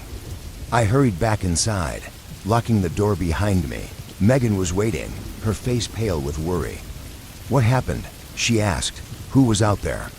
I shook my head, struggling to find the words. How could I explain the unnatural stillness of the man, the way his smile had split his face? How could I convey the bone-deep certainty that whatever had stood out there wasn't entirely human? It wasn't safe. We dressed in our warmest clothes, layering up against the bitter cold we knew awaited us outside. I slung the rifle over my shoulder and handed Megan the only other weapon we had, a heavy hunting knife. Just as we were about to open the door, a knock came, 3 sharp raps, so loud they seemed to shake the entire cabin. Megan and I froze, staring at each other in horror. The knocking came again, more insistent this time, followed by a voice, a deep, sonorous tone with an accent I couldn't place. "I know you're in there," it said. "I've been waiting so long. Won't you invite me in?" Megan's face went pale. Her eyes widened in recognition. "It's him," she whispered. "The man from the woods." I raised the rifle, aiming at the door. "We're armed," I called out. "Leave now, or I'll shoot."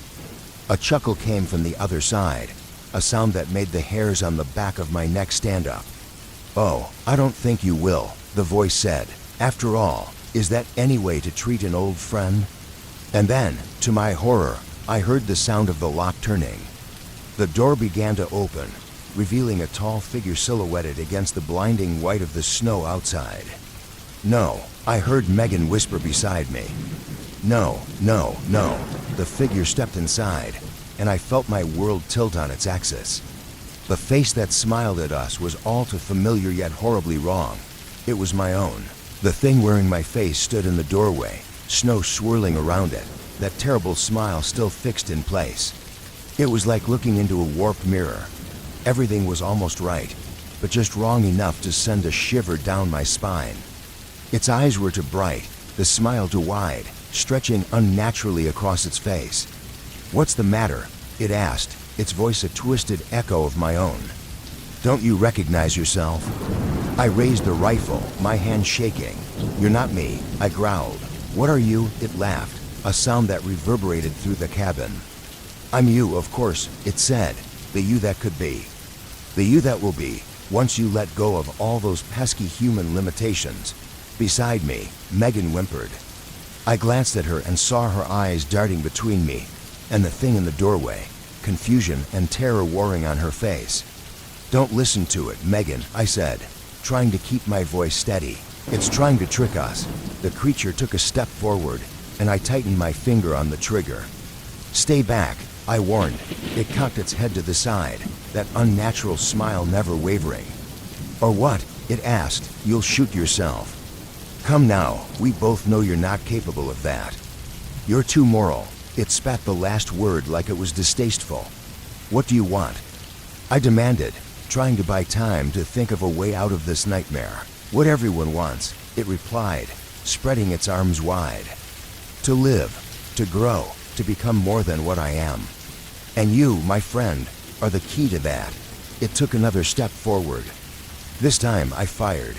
The shot rang out, deafening in the confined space of the cabin. I saw the bullet hit, saw a spray of dark liquid that might have been blood, but the creature didn't fall. It didn't even flinch. Instead, the hole in its chest began to close, the flesh knitting itself back together before my eyes. "Now, that wasn't very nice," it chuckled, still using my voice. "I think it's time we stop playing games, don't you?" Suddenly, it moved faster than anything human had a right to. Before I could react, it was on me, knocking the rifle from my hands and pinning me against the wall. Its strength was incredible and human. I struggled, but it was like fighting against a force of nature. "Get off him!" Megan screamed, and I saw her lunge forward with the hunting knife.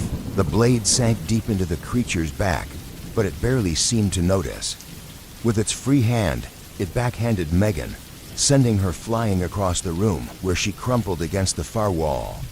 "Megan," I cried out, redoubling my efforts to break free, but the creature held me fast. Its face was inches from mine. This close, I could see the subtle wrongness of its features even more clearly. The skin was too smooth, almost waxy, and there was something moving beneath it, as if its bones were rearranging themselves. "You've been so alone out here," it said, its voice almost gentle now. "So isolated. Did you really think nothing would notice? Nothing would come to claim this little pocket of humanity you've carved out in the wilderness?" Its hand moved to my face, fingers icy cold against my skin. "But don't worry," it continued. "Soon you won't be alone anymore. Soon you'll be part of something greater. Part of us." I felt something begin to seep from its fingers, a cold that went beyond temperature, seeping into my skin, my muscles, my very bones. I tried to scream, but no sound came out. The world began to blur around the edges, darkness creeping in. The last thing I saw before consciousness fled was Megan stirring weakly on the other side of the room. Behind her, more shapes moved in the open doorway. More faces, my face repeated over and over, all wearing that same terrible smile. Then, mercifully, everything went black. I don't know how long I was out. Time seemed to lose all meaning in the darkness that enveloped me. It was a strange state, not quite unconsciousness, but far from awake. I floated in a void, aware of my own thoughts, but unable to move, to speak, to do anything but exist in this liminal space. And I wasn't a lone dot in the darkness. I sensed presences, entities, vast and ancient. Their consciousness was so alien that merely brushing against it threatened to shatter my sanity. They didn't communicate with words, but with concepts, feelings that crashed over me like tidal waves. They showed me visions of a world beyond my understanding, forests that breathed, mountains that dreamed, spaces between spaces where reality folded in on itself, and the laws of physics were mere suggestions.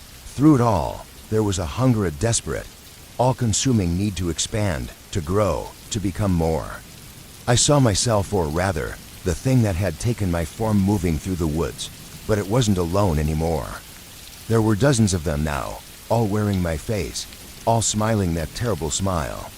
They moved with purpose, spreading out from our cabin like a virus, and I understood then what they were, what they wanted.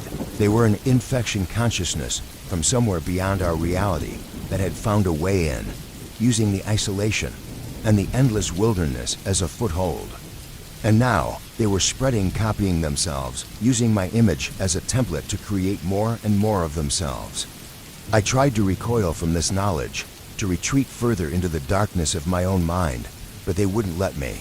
They held me there, forcing me to watch as they moved through the forest, finding other isolated cabins, other people who thought they were alone in the wilderness. I saw them take more forms, copying not just me now, but others.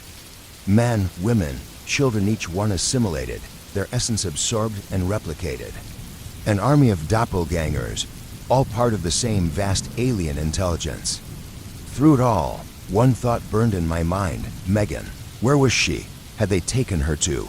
I fought against the smothering darkness, tried to call out to her, to find some trace of her in this psychic maelstrom.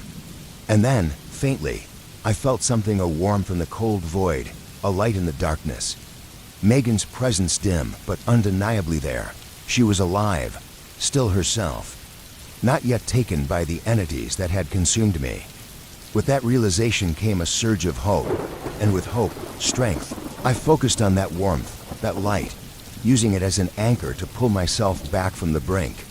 Slowly, agonizingly, I began to claw my way back to consciousness. The entities fought me, tried to drag me back into the void, but I had something to fight for now, someone to protect. With one final Herculean effort, I broke free of their grasp and surged back to awareness. I opened my eyes with a gasp, finding myself back in the cabin, but everything had changed. The cabin was in ruins. The walls were covered in a strange, pulsating growth that seemed to breathe in time with some unheard rhythm. The air was thick with a musty, organic smell that made my stomach churn. Everywhere I looked, I saw faces, my face repeated over and over, emerging from the walls, the floor, even the ceiling. I was lying on the floor, my body feeling strange and distant, as if I wasn't quite connected to it anymore. As I pushed myself up, I noticed my hands. They looked normal at first glance, but as I watched, the skin seemed to ripple, as if something was moving beneath the surface. "Oh God," I whispered, the horror of my situation crashing down on me. I wasn't free. I had merely regained some semblance of control, but the infection was still there, still trying to consume me. A noise from across the room caught my attention. There, huddled in a corner, was Megan. She was pale, her eyes wide with fear, but she was alive. And more importantly, she was still herself, Megan. I called out, my voice rough and unfamiliar to my own ears. She looked up, hope and fear warring on her face. "Tom, is it really you?" I nodded, then hesitated. "I think so, mostly. But Megan, you need to stay back. I don't know how much control I have." She stood shakily, keeping her distance, but not taking her eyes off me. "What happened? What are these things?" I shook my head, struggling to find the words to explain the horrors I'd witnessed in the void. "They're not from here, not from anywhere we understand. They're trying to spread, to take over, and they're using us to do it." As if in response to my words, the faces in the walls began to move, turning to look at us with hungry eyes. I felt a pressure building in my mind, the entities trying to reassert control. "We have to get out of here," I said, gritting my teeth against the invasion. "We have to warn people." Megan nodded, her face setting in determination. "How?" "They're everywhere," I said, looking around the ruined cabin, searching for anything that might help us. My eyes fell on the wood stove, still burning despite everything that had happened. And suddenly, I knew what we had to do. Fire, I said. They don't like fire. I could feel it when they were in my mind. It's one of the few things ... double quotes through the trees at night. Sounds that no animal could produce. Most of it I dismissed as local folklore, the kind of tales people tell to explain the unexplained. But deep down, something in me always felt unsettled. Maybe it was the silence that could stretch for miles, or the way the wind would shift in the forest, as if the trees themselves were whispering secrets. Whatever it was, it tugged at me, like a distant echo of something I couldn't quite understand. Then one evening, as the sun dipped behind the mountains, I felt it. That same cold chill that gripped my bones, that gnawing sense of being watched. I stood at the edge of the clearing, the setting sun casting long shadows over the woods, and for the first time in years, I wasn't alone. I couldn't see anyone, couldn't hear anything, but I knew something was there, in the trees, just beyond the edge of my perception. That night, as I sat by the fire in my cabin, I heard the knock, 3 sharp raps that shattered the stillness of the evening. My heart skipped a beat, my senses on high alert. It was a sound too deliberate to be an accident. I hesitated, my mind racing with possibilities. Bears were common in these parts, but that wasn't it. This was different. I grabbed my rifle, just as I had done countless times before, and cautiously approached the door. Another knock came, louder this time, echoing through the cabin like the toll of a distant bell. My grip tightened on the rifle. I swung the door open, heart pounding in my chest. There was nothing, no one. Just the dense forest stretching out before me, the twilight turning everything to shades of gray and black. But as my eyes scanned the shadows, I saw footprints in the snow leading toward the woods, fresh and deep. Whoever or whatever had been out there was no longer visible. My mind raced, but there was nothing I could do. I couldn't go after them into the woods, not in the dark. Instead, I bolted the door and sat by the fire, rifle still in hand, waiting for the night to pass. The next morning, I found the same tracks leading away from the cabin. They were unmistakable. Someone had been here, but I was no closer to understanding who or what was out there. The hairs on the back of my neck stood up again as I traced the footprints, but there was nothing I could do. Days passed, and I tried to put it out of my mind. The wilderness had a way of making you think things were strange, but that didn't explain the feeling of something watching me from the shadows. Then came the second knock. This time, I wasn't alone.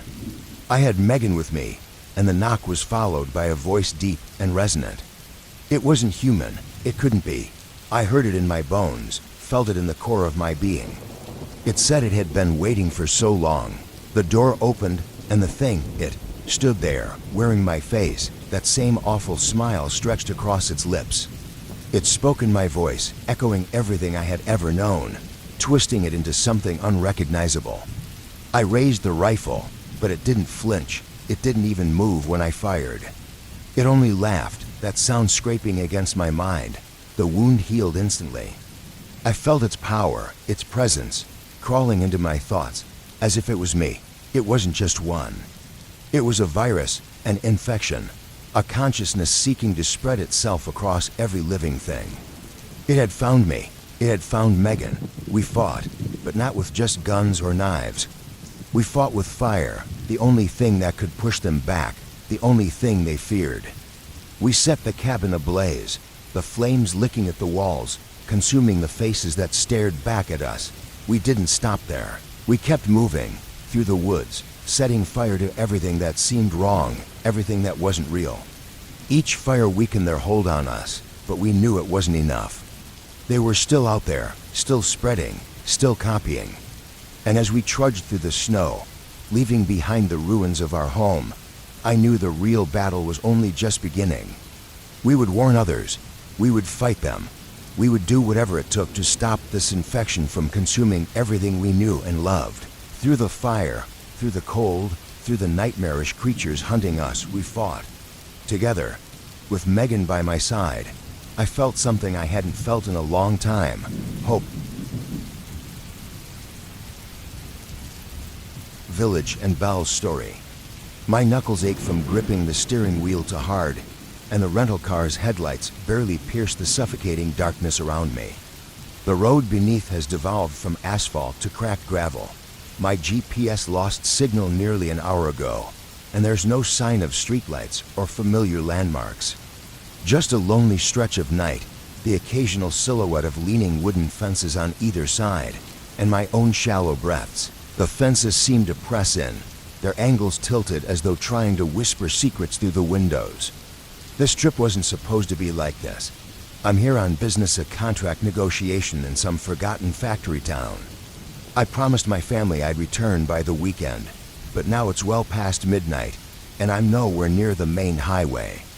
The oppressive night feels like it's closing in on me, and though the air is cool, sweat beads on my temple. I should have stopped at a motel hours ago, but my stubbornness convinced me to press on. A mistake. Every instinct screams that something's wrong. I ease off the gas, straining to see beyond the reach of my headlights. Then, up ahead, the faint outline of buildings emerges, weathered rooftops and leaning chimneys against a moonless sky. I pull over, killing the engine. The silence is immediate, the kind that swallows all sound, even my breathing. Gravel crunches beneath my shoes as I step out. "Hello," I call out, my voice hollow, absorbed by the night. No response. The settlement is larger than a single farmhouse. It might have been a village once. Boarded windows, sagging porches, and peeling paint tell of abandonment. I push open a rusty gate that squeals in protest, stepping into what could have been a town square. My flashlight flickers across furniture left to decay, a lace-draped table, a sofa with torn upholstery. Opposite me hangs an oval mirror, its cracked frame clinging to a darkened surface. I avert my gaze, unwilling to look at my reflection here. The air is thick, carrying a stale smell of rot and mildew. Each step stirs dust motes that swirl in my flashlight's beam. "Anyone here?" I try again, my voice small in the cavernous silence. Still nothing. Then I hear it, a bell, faint and distant. I freeze. Another chime follows, softer and higher pitched. The sound drifts from somewhere further down the street. My pulse quickens as I follow the sound. Around a corner, I find a tall wooden post with a frayed rope holding a bell that sways gently in the still air. There's no wind, no mechanism to move it, yet it rings a soft, almost kind tone. But each note sends a chill up my spine. Ahead, more bells come into view, one perched atop a chimney, another dangling from a window latch, a third beneath a porch roof. Each bell rings in turn, their tones forming a dissonant, ghostly choir. The sounds feel deliberate, almost as though they're communicating. My stomach tightens, my skin prickling with unease. I know these bells are talking about me. I pick a larger building, a two-story structure with a crooked sign that might once have read Draper's shop. The door groans open, and I step inside. The air is damp and heavy. Broken shelves and scattered objects lie in disarray. On a counter, I find an old ledger. Its pages are brittle, covered in cramped handwriting. The entries list dates from decades past, stopping abruptly with no explanation, no farewell or record of evacuation. Just blank pages, after a final scribble. My flashlight shakes in my grip as the bells outside continue their haunting chorus. I move to a back room, where a cot sits untouched. Exhaustion pulls at me, but the air feels charged, as though I'm not alone.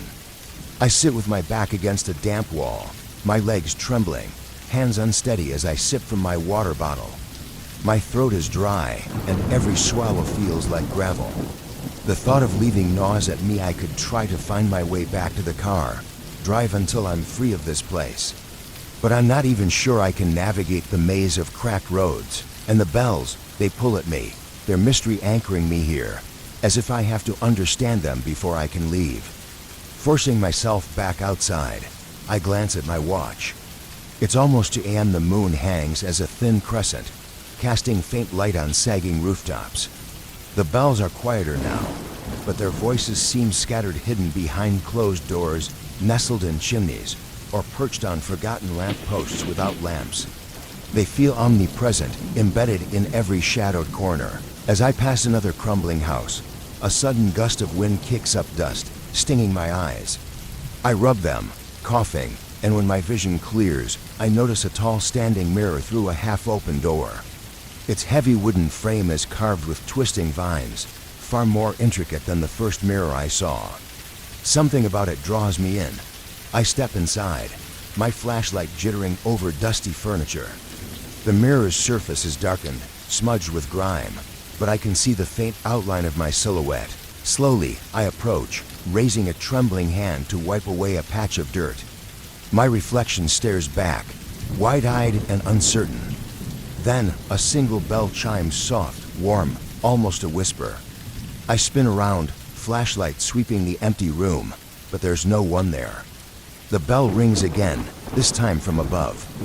I move cautiously into a side room, a kitchen, perhaps, and find a tiny bell hanging from the corner of a cabinet. It's so small I'm shocked I even noticed it. Yet its sound is sharp and clear, like a gentle tap on glass. Suddenly, other bells join in, their tones overlapping in a strange harmony that feels almost conversational. My heart races as I backpedal toward the mirror. In its reflection, I see myself and something else. For a fleeting second, a figure looms behind me, a shape with hollow eyes.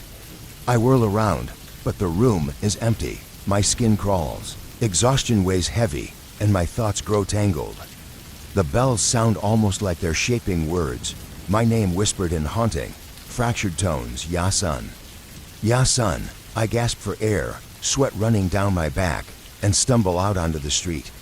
In my haste, I trip over a broken step, falling hard and scraping my palms. Pain anchors me briefly, but above, the sky seems to press closer, the silence between each bell's chime thick and suffocating.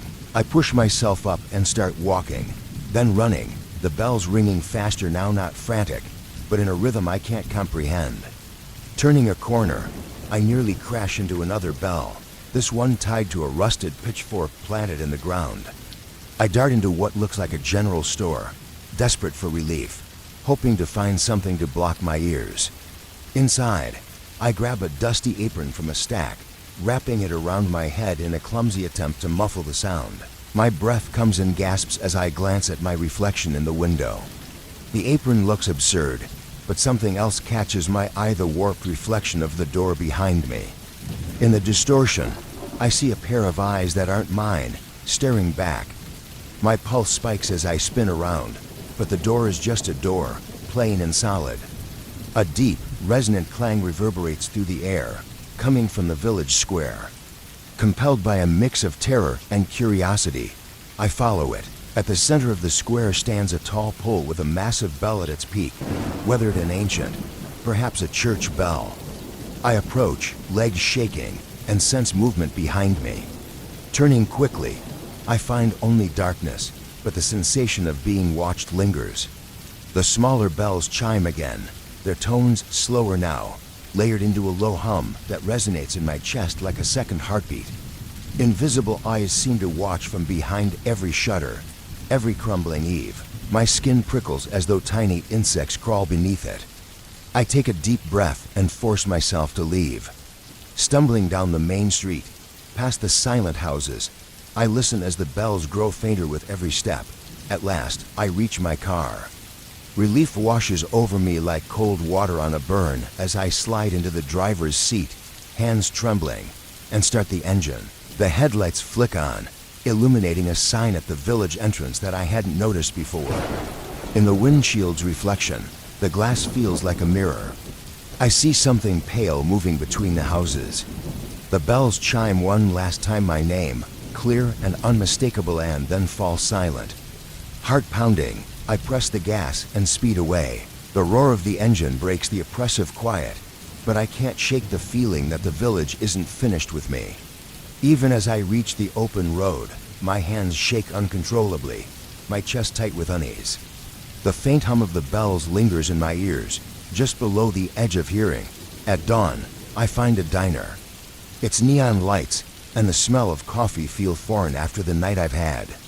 In the bathroom, I splash cold water on my face and glance at the mirror. For a brief second, my reflection flickers, and I hear the faintest chime. Exhaustion must be playing tricks on me, or perhaps not. Deep down, I know the village isn't truly behind me. The memory of the bells hums softly, waiting, patient. I fear they'll ring my name again. The bells of the forgotten village. I still remember the chill that ran through me. It was late afternoon, and I had spent the entire day alone in the cramped basement, trying to turn the old storage space into a workshop. The flickering overhead bulb cast uneven light as I stripped away rotten panels and scraped layers of peeling paint.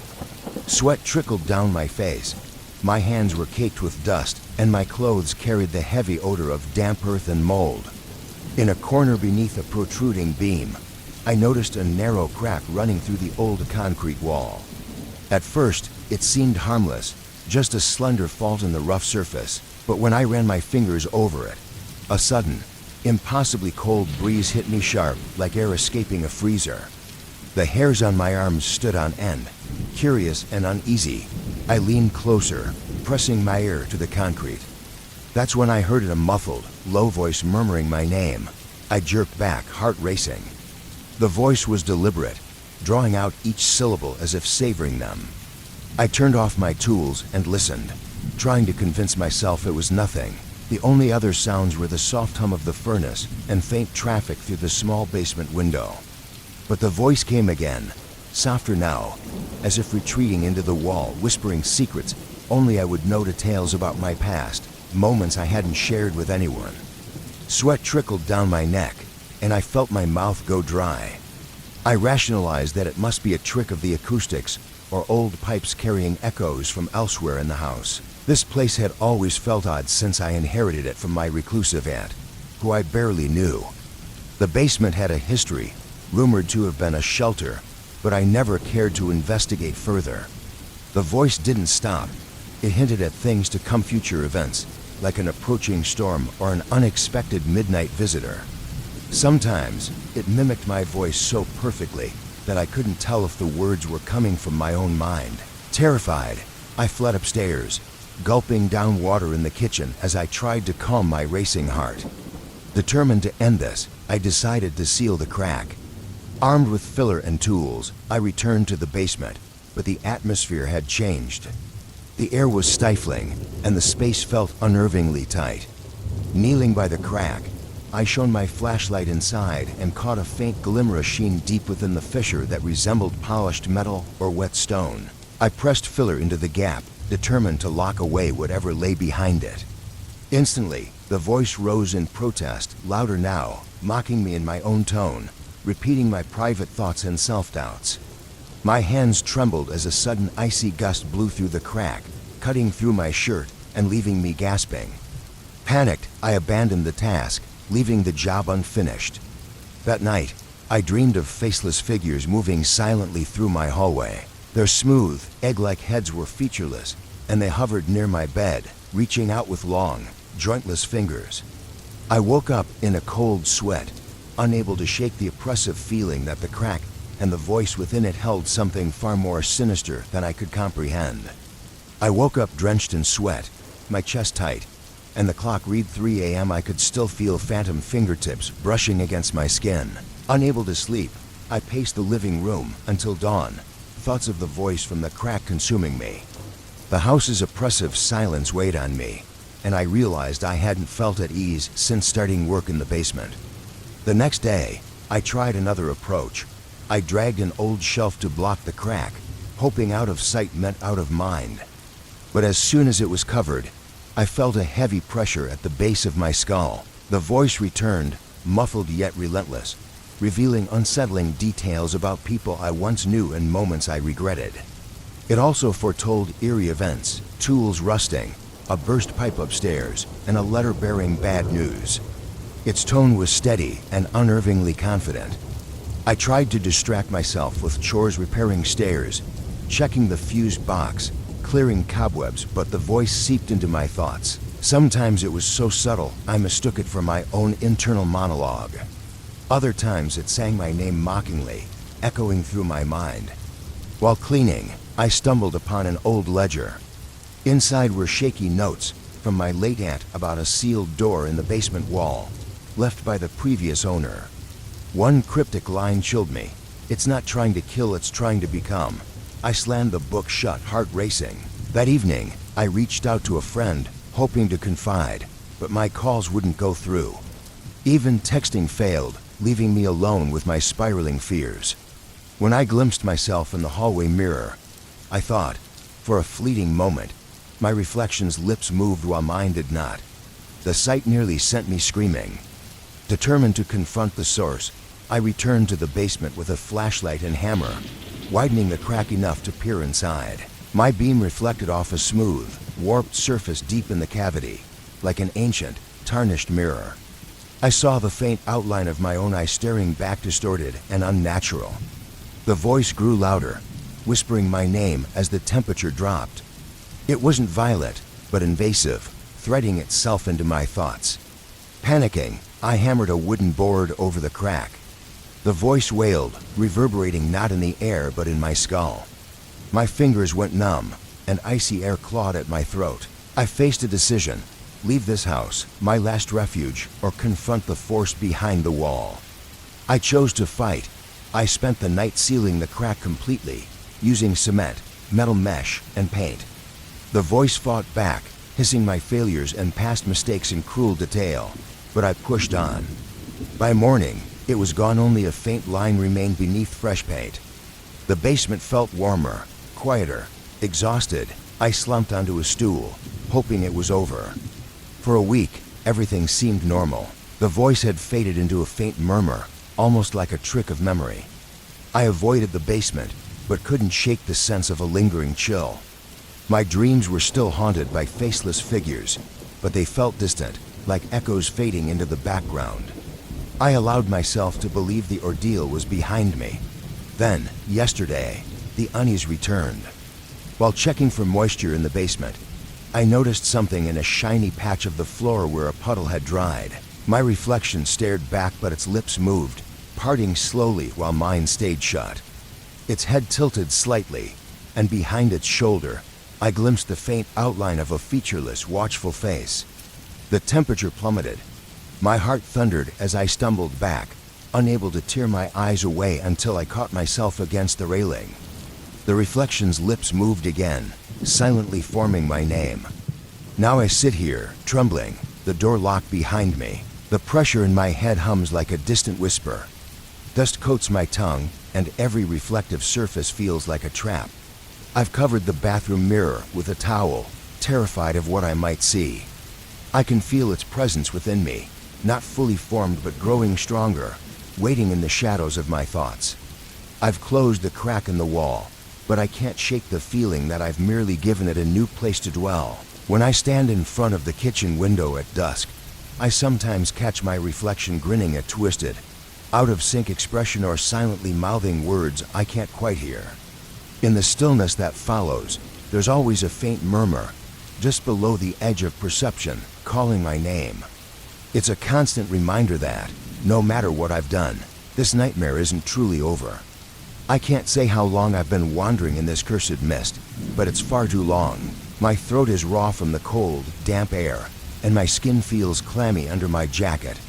When I left the trail just a few hours ago or so, I think the forest was quiet and serene. I'd planned a simple weekend hike, reach the summit, enjoy the view, and return before sunset. Now, nothing looks familiar. Even the trees seem distorted, their shapes warped by the swirling white haze. The mist is everywhere, thicker than I've ever seen. It moves lazily, without a breeze, and carries a faint, stale odor, like air trapped in an old chest. The smell churns my stomach, and my nostrils flare at the unpleasant tang. My eyes sting, and if I stand still for too long, a strange dizziness overtakes me, as though the ground beneath me is tilting. I swear it feels like walking on an unstable platform. I try to focus on a nearby tree trunk, each step sinking into damp leaves and soil. My heart pounds, weighed down by a persistent sense of dread. Something is wrong, very wrong. I pull out my compass again. The needle spins aimlessly, refusing to settle. My GPS, fully charged when I started, won't even turn on now. It's as if the mist has drained the life from everything electronic. Frustrated, I shake the device, muttering curses under my breath, but it's useless. Reaching the tree, I lean against it, trying to calm my racing thoughts. Through the fog, I see something, a faint outline of a figure, no more than a dozen feet away. I freeze, my heart hammering. I don't call out. Instead, I watch. The shape is tall and thin, hunched slightly forward, its edges shimmering and breaking apart as the mist consumes it. Then it's gone. I blink, unsure if I truly saw anything. It's not the first time. Human-like forms seem to emerge and dissolve in the fog, as if the mist itself is painting and erasing them at will. They vanish before I can confirm they're real. My legs tremble, but I push forward, desperate for the mist to clear. Instead, I find a small cabin, old and weathered, with gray planks and a sagging roof. It doesn't belong here, it wasn't on any map. Still, it's the only shelter I've seen. I step inside, the creaky door groaning under my weight. The light filtering through grimy windows is dim, and the air smells of mold and rot. My boots scrape across warped floorboards, stirring the stale scent. A chair lies toppled, and a table leans awkwardly against the wall. I lean against the cabin's interior, my breath uneven, fingertips numb. The space offers an odd sense of comfort, but something about it feels deeply unsettling. I set down my backpack and check my supplies, water, some food enough to last the night if I'm careful. Wiping the sweat from my forehead, I try to focus. Just this morning, I was full of optimism, ready to escape the noise of the city and enjoy the mountains. Now, I regret every step that brought me here. My attention falls on a mirror nailed to the far wall. Its chipped frame surrounds a dusty, murky surface. As I approach, I can't make out my face, only a shadowy silhouette. Raising a shaky hand, I wipe the glass with my sleeve. The reflection sharpens just enough for me to see something pale drifting behind me, outside the window. I whirl around, nothing. When I look back, my own frightened expression stares out from the mirror, the dim cabin surrounding me. On a shelf, I find papers curled, faded, and weathered. They appear to be journal entries or notes. Phrases jump out at me: fog, impossible readings. Compass spinning, voices at night. My stomach sinks. Someone else was trapped here, but there's no sign of how they escaped or if they ever did. The handwriting becomes frantic, the letters slanted and smudged. No dates, no name, just scattered observations and complaints. Then I hear a low hum outside, soft yet insistent. It's not the wind. There's no rustling leaves or moving branches. The sound swells, rhythmic and steady, more like voices in a distant chant. Pressing my ear to the door, I hear the hum rise and fall, as though beckoning me back into the mist. My skin prickles at the thought.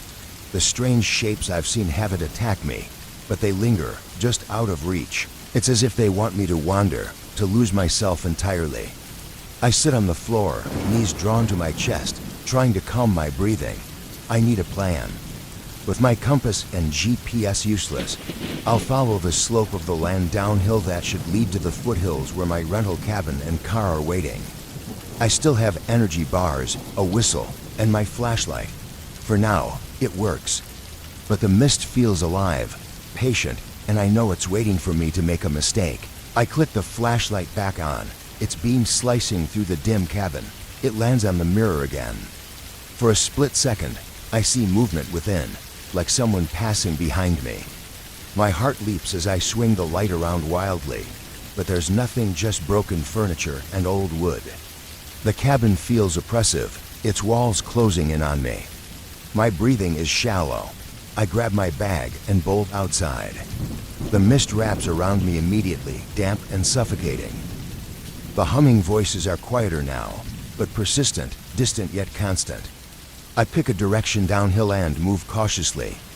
The undergrowth grabs at my ankles, and I slip on wet leaves, catching myself on low branches.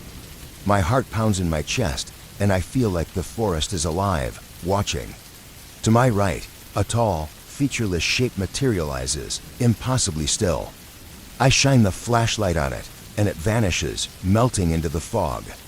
I stagger backward, nearly dropping the light. The chanting grows louder again, surrounding me, its source impossible to pinpoint. My vision blurs, nausea rising as the mist clings to my face and eyelashes. My body alternates between sweating and shivering. My ears pop, and I shake my head to clear the dizziness. Still, I press on, each step deliberate, though I feel like I'm sinking. After stumbling over a fallen log, I decide to rest. My muscles ache, my limbs heavy. Tilting my head upward offers no comfort. There's no sky, only endless whiteness. Then I turn around somewhere, the chanting fades to silence, leaving me feeling like I'm adrift in a void. I bite my lip until I taste blood, using the pain to stay grounded.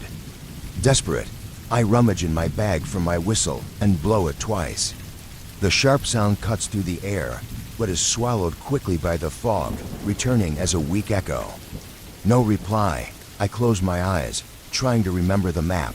The rental cabin where I began was only 2 hours from the main road, and I know the trail was well marked. If I can find the river, I should be able to navigate back.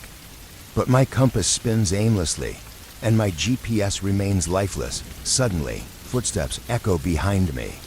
I leap to my feet, heart racing, flashlight trembling in my grip. I whip it around, illuminating nothing but swirling mist. Still, I feel it's something ancient, passing by, unseen. The hair on my neck stands on end, and I think about the journal pages in the cabin. They spoke of voices, distorted readings, and impossible phenomena. What if this fog isn't natural? What if it's something old, something that's always been here, luring travelers off the path to wander endlessly? It doesn't kill, it traps you in panic and confusion until you're lost forever. The thought chills me, but I refuse to give in. I grit my teeth and force myself to move. The ground slopes slightly downward, so I follow the incline, repeating under my breath, "Keep moving, keep moving."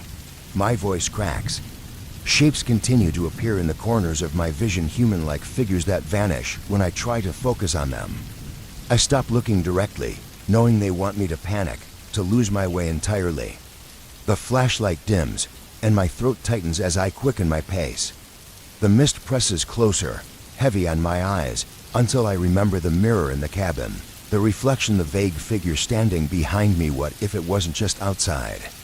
What if it's inside me now? A sharp pain shoots through my chest, and I gasp, stumbling forward. The chanting returns, louder, a haunting choir calling my name. They want me to listen, to stop, and turn back toward the heart of the fog. My teeth chatter, and I scream, "Leave me alone." The words feel hollow, muffled by the mist. The chanting fractures into whispers, echoing in my own mind. My palms sweat, and I swat at the air, nearly dropping my bag. I keep moving, though I'm sure I've been walking in circles. The cabin could be behind me, or ahead, or gone entirely. Time blurs as I press on, my body trembling from exhaustion and fear.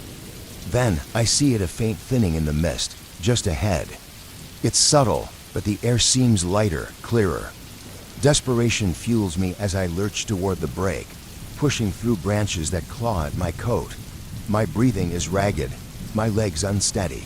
The whiteness lifts slightly, revealing a slope I think I recognize. A glimmer of hope flares. This could be near where I started. The rock formations look familiar, though I can't be certain. Checking my compass again, I notice the needle still spins, but slower now. I try my phone, it beeps faintly, no signal, but it's not completely dead. I exhale, trembling, trying to steady myself. The chanting fades behind me, but it doesn't vanish. I can still feel it on the back of my neck, a lingering presence. They're not gone, they're just letting me believe I'm safe. After another 10 minutes of trudging through the mist, I spot a fallen pine I'd passed early that morning. Relief floods through me. I'm finally nearing the edge. My head still pounds, but the dizziness eases, and I quicken my pace, heading in what I hope is the right direction. Behind me, I hear something faint, like the echo of my whistle, as if someone else is blowing it. I refuse to look back. When I finally break free of the densest part of the mist, I collapse near a large boulder. The world feels different. There's color again.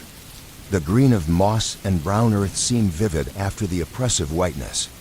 Though tendrils of fog still linger at the edges of my vision, I wanted to both laugh and cry. My body aches, my clothes are soaked in sweat, and my breaths come in ragged gasps. I check my phone's screen. The battery icon flickers to life, weak but present. My compass wobbles, as if trying to reorient itself. I'm not safe yet, but I'm closer. As I stand and take a few cautious steps forward, I glance at my watch. The reflective glass catches my eye. For an instant, I see my pale, haunted face and something else.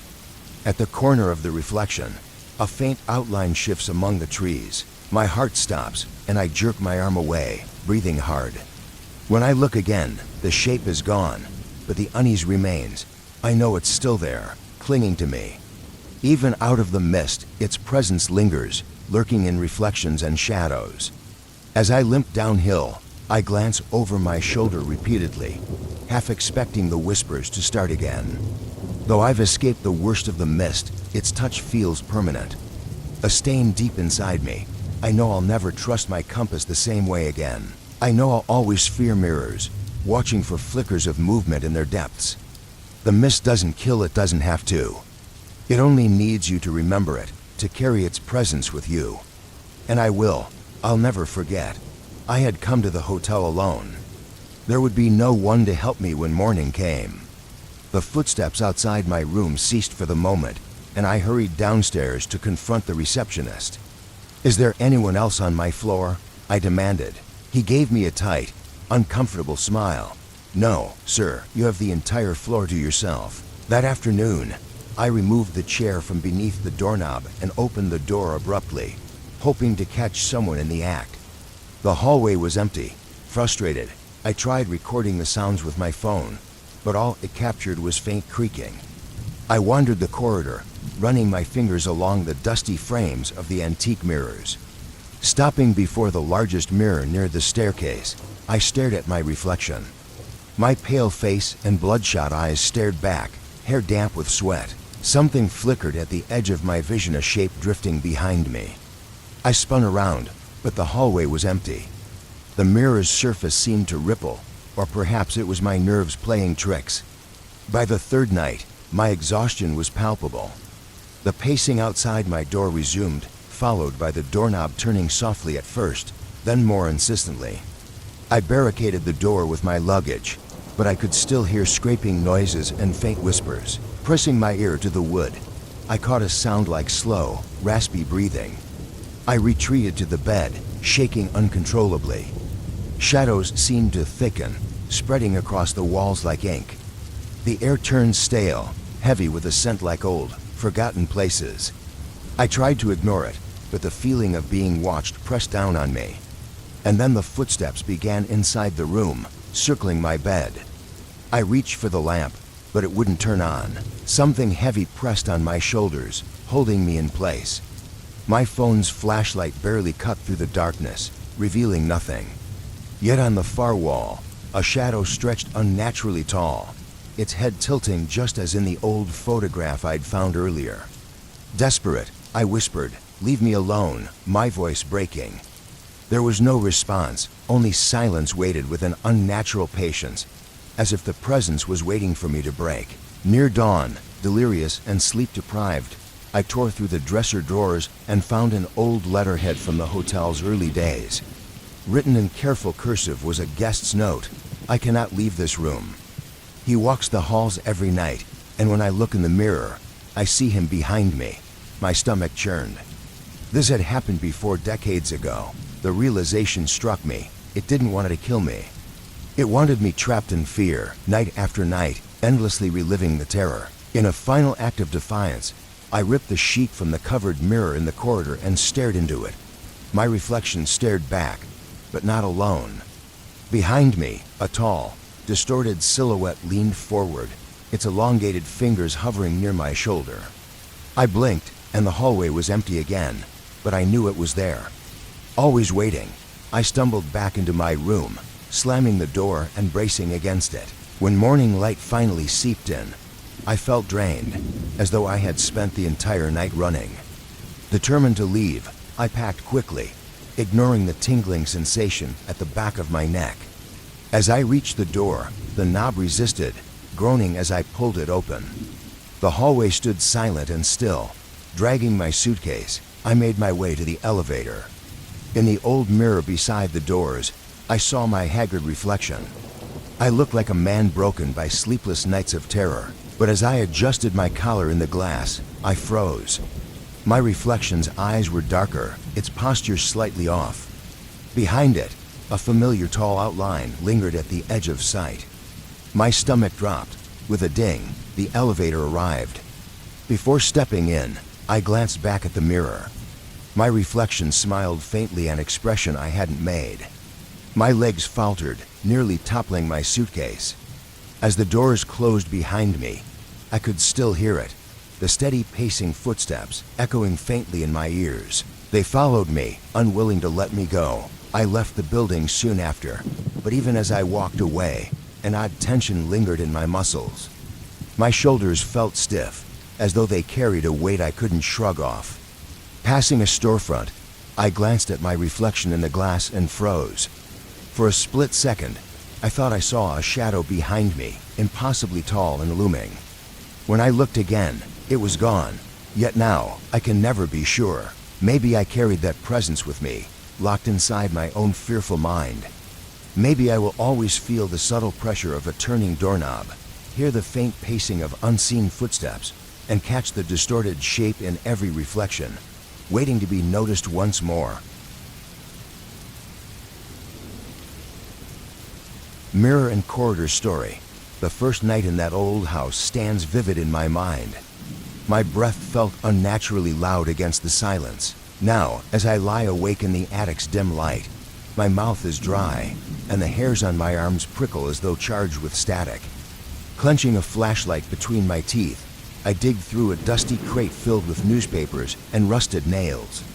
The air is thick with the smell of aged wood and mold. I've been here only a few days after leaving my noisy highway-side apartment, but something about this house gnaws at me, a subtle pressure at the back of my mind, whispering I shouldn't have come. When I first saw the house, the realtor brushed aside my questions. Yes, it was old.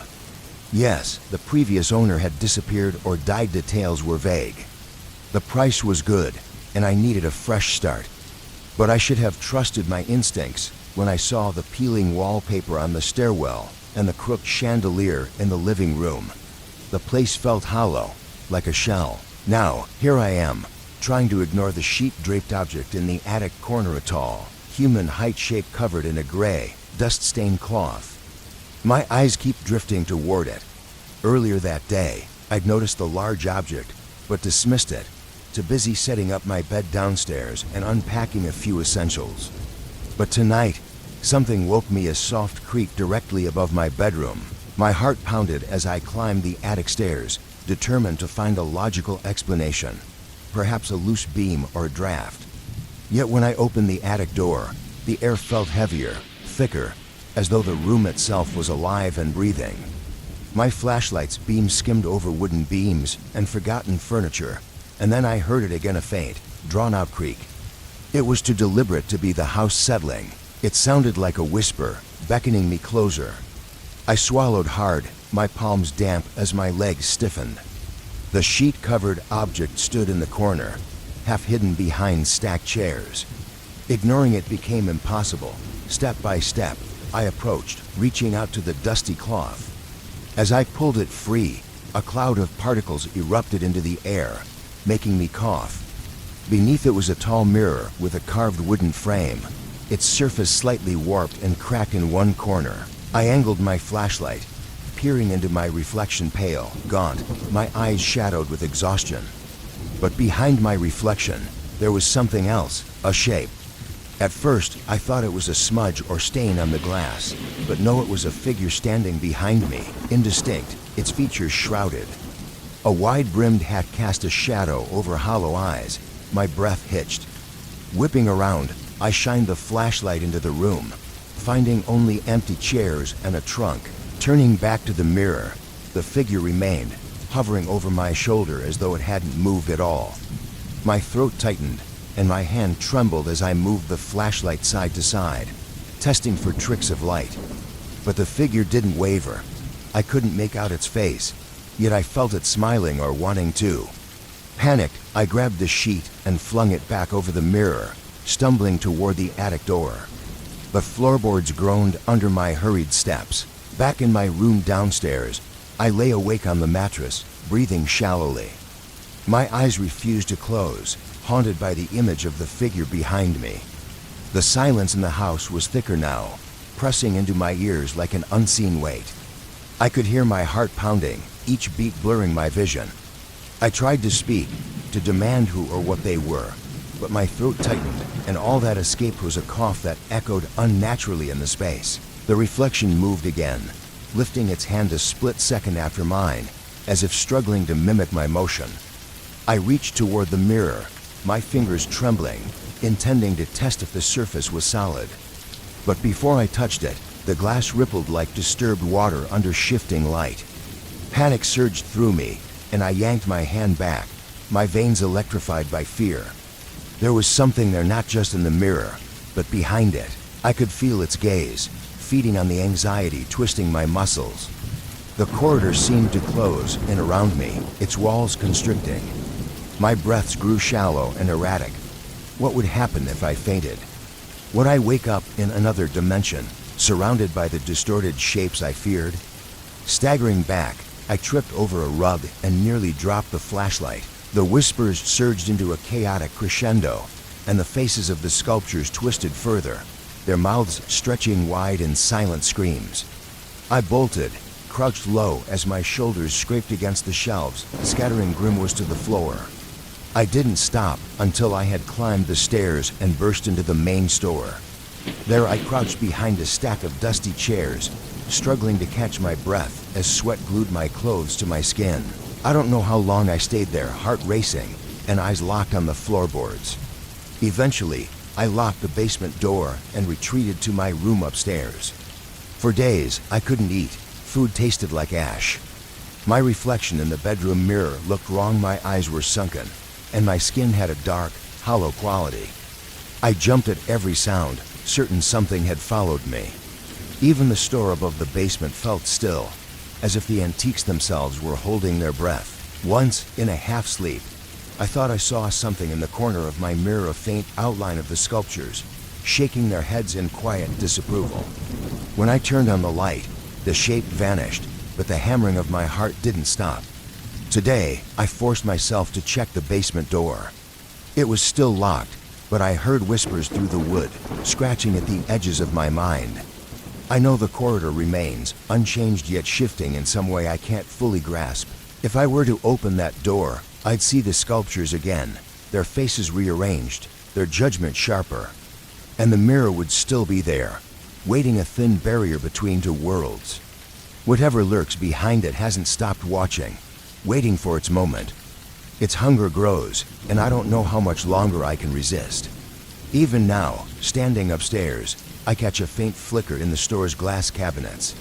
My reflection is just slightly delayed, and my eyes seem darker than they should be. I can taste the gritty dust in the air, like crushed glass on my tongue. In my final glance, I see something in the glass shapes hovering just behind me. This isn't over. It's only waiting. That night stands clear in my memory, because it was the first time I felt truly trapped in my own home.